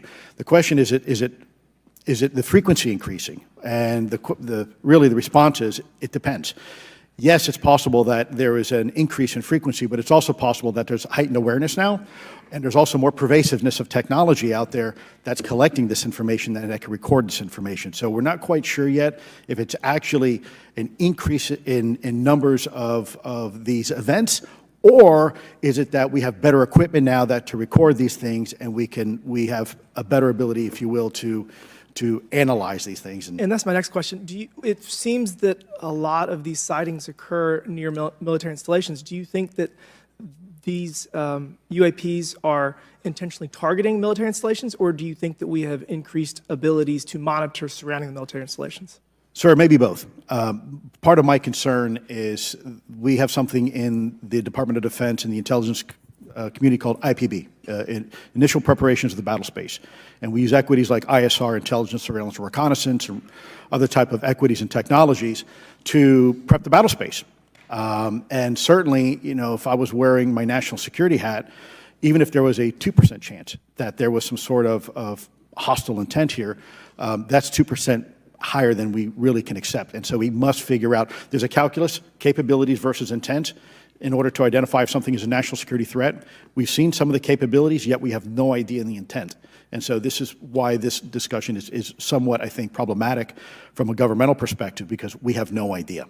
Sure, thank you. Mr. Schellenberger, you're particularly familiar with the Langley Air Force Base incident a year ago? Are you familiar? Just from what I read in the Just news. from what you've read? Yeah. I would imagine a large percentage of the American population became aware of that with the Wall Street Journal article. Would you agree with that? Yes. And were you aware of that incident prior to the Wall Street Journal article? No. To the rest of the panel, was the Wall Street Journal article the first time that y'all were made aware of what was essentially an over 2-week UAP frenzy over Langley Air Force Base? Were y'all aware of this prior to the Wall Street Journal article? Anybody, show of hands. Yes, sir. Dr. Guyette, could you give me how did you become aware of it? A colleague of mine who I referenced previously, Chris Mellon, he wrote an extensive article about this, that there were other incursions of drones over Langley before this, as well as many, many military installations over the last 5 decades. And it's my understanding that there's been an ever-increasing in number, and I'm trying to think how to say this because I wear 2 different hats. I'm still in the Air Force. So, I mean, it seems that they're becoming increasingly brash, and the question that we really have to figure out is it China or is it non-human? And I think that's the biggest question the American people want to know. If it's China, it's scary because they have a lot of technology that we cannot explain. And if it's non-human, that's scary because we don't know the intent. Would you say that's fair? Yes, Congressman. And in fact, I really believe that we should use this hearing as a catalyst to improve and bolster our air defense capabilities and our maritime domain awareness capabilities, because obviously there are holes in it, whether it be UAP of non-HI direction or NHI direction, or, like as you say, sir, China or any other adversary. Are you all aware of any task force at the Pentagon or in the national security apparatus that's trying to assess the answer to that question? At the current moment, sir, no, but this is a great point.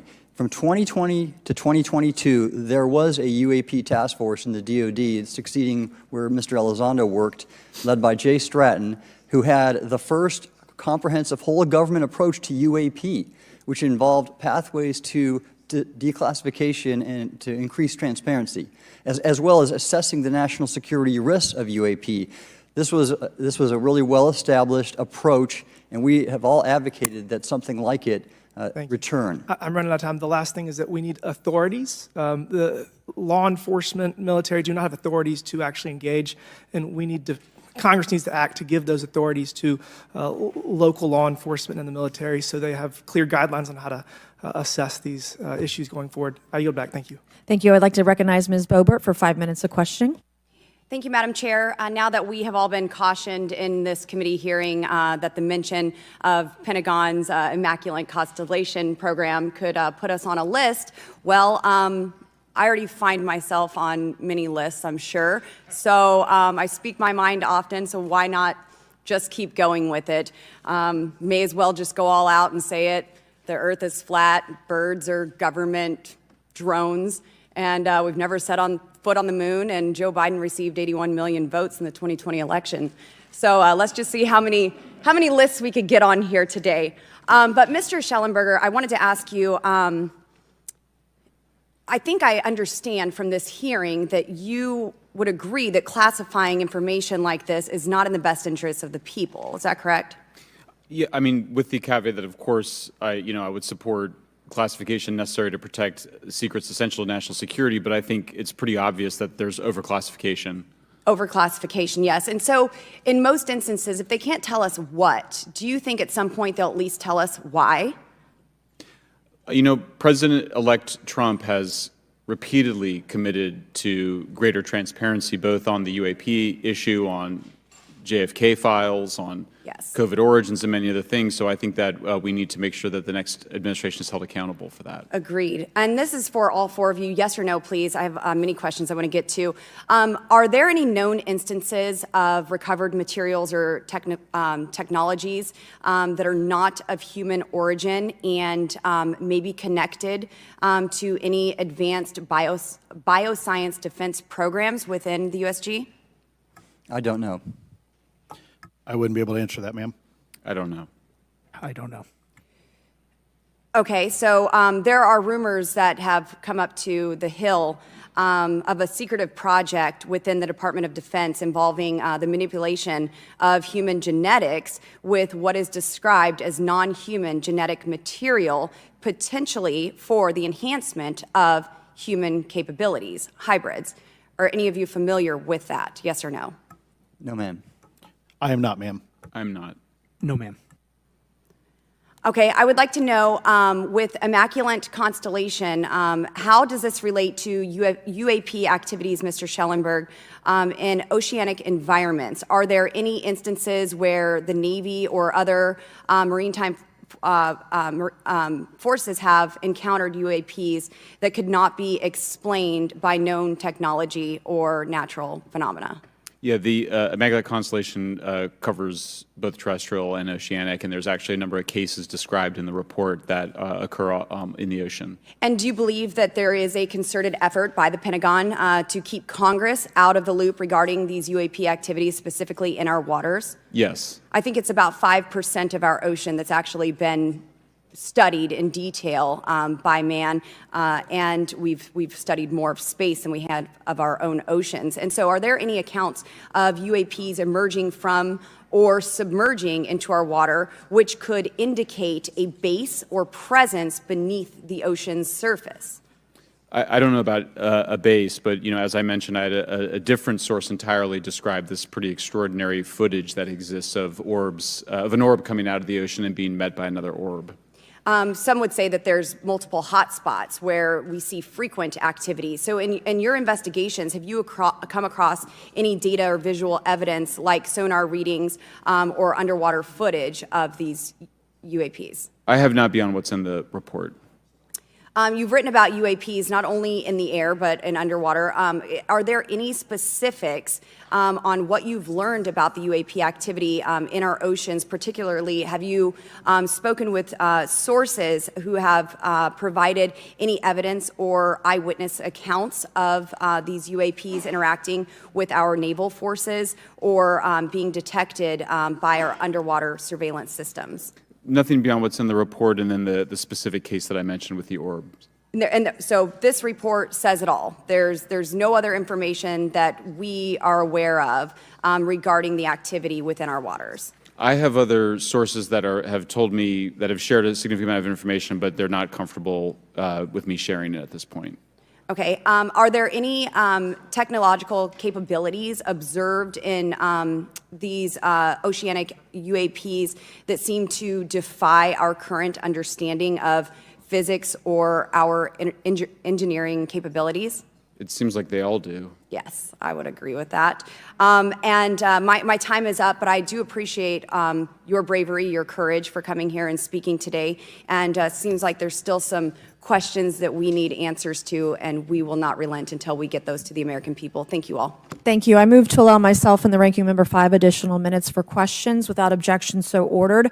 Mr. Elizondo, were you read into the Immaculate Constellation program? I would not be authorized to confirm nor deny the existence of any ongoing or past program, especially as it relates to a special access program, either by name or trigraph. Okay, and then does the U.S. government or private contractors, do they work with other foreign countries, China, for example, to exchange data, quote from a source, that intelligence data about UAP? Let me see if I can answer that a little bit more generally, ma'am, if I may. We do have foreign material exploitation programs. That is something that is widely known, and that term itself is unclassified. How exactly that works becomes a bit sensitive. A discussion we could certainly have in a closed session if you like. We do work with international partners and allies quite often, not just in military exercises and workups, but in other intelligence efforts as well. In terms of material that's given to private contractors, is certain material given to certain contractors because of their experience? So, for example, if it's related to submerged and undersea propulsion, would it go to a general contractor like General Dynamics? Yes, ma'am, absolutely correct. Different contractors have different levels of expertise. What's Lockheed's expertise? Aerospace, ma'am. In the UAP space, that's all that, they wouldn't do submerged? No, I didn't say that, ma'am. Okay. Lockheed Martin and others do quite a bit of work both in our atmosphere, in space, and even underwater. There are certain efforts to. It's a tough question you're asking. You put me on the spot here. I'm looking for the answer. Yes, ma'am. No, they are involved in a lot. I would rather let Lockheed Martin explain the different domains that they are involved with. Probably not authorized to discuss that, but they are involved in a lot of different areas and domains. Admiral, flight safety risks for our pilots, based on what you've experienced and seen in your career. They're extensive, and the one exercise I referred to where I received the email that was then deleted was the pilots, and this is worth bringing out. There are debunkers out there who have said the Go Fast video was just a balloon. That was only one video that was released. There were dozens of these encounters that pilots, friends of Ryan Graves, who's in this room right here, witnessed and caused significant safety concerns. And to almost call out an exercise and shut it down, which is very compressed, and the carrier's getting ready for deployment, and the pilots have to get certified to land on a carrier, it's extreme, to say the least. All right, I have two last questions. Real quickly, Mr. Schellenberger, how do we get more whistleblowers to come forward? Well, this hearing is very important, and obviously, I can't encourage whistleblowers to obtain information, but I can guarantee that I will protect them and go to prison to protect their identities. they come to me. Yes, sir. Okay, my last question. The first hearing we had on this, I'd never been briefed on UAPs or what they were, biologics, non-human, et cetera.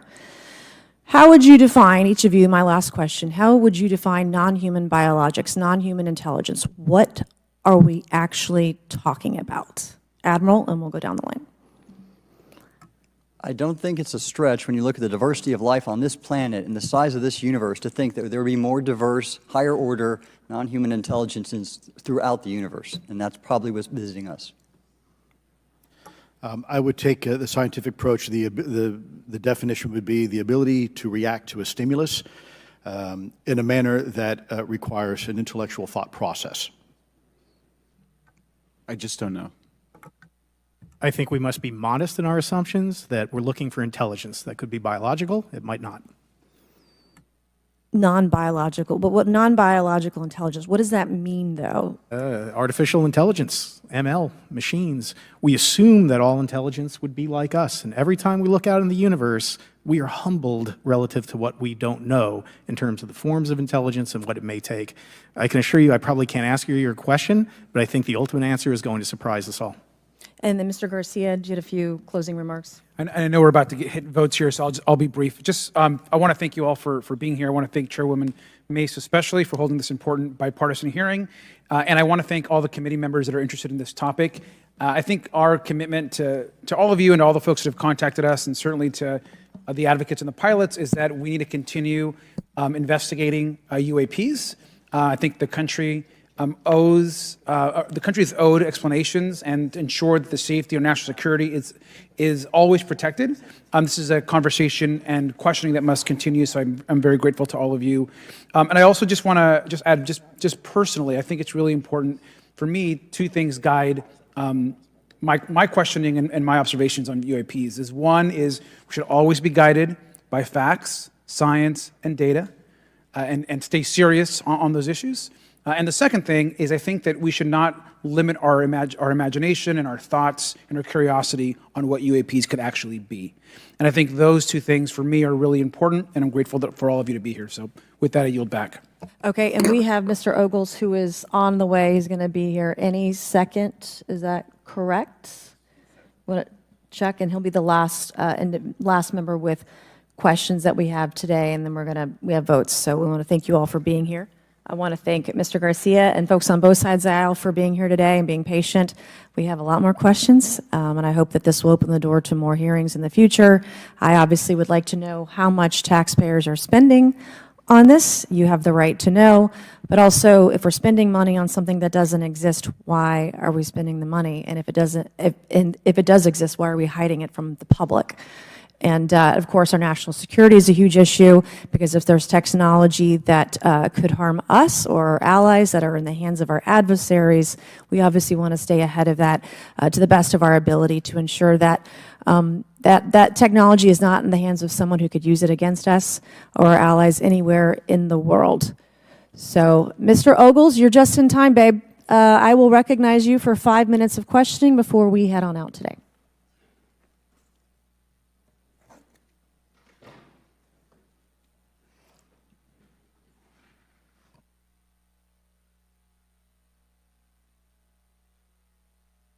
Well, thank you all for being here, and Madam Chairwoman, I'm out of breath because I sprinted to get here, but this is an important hearing.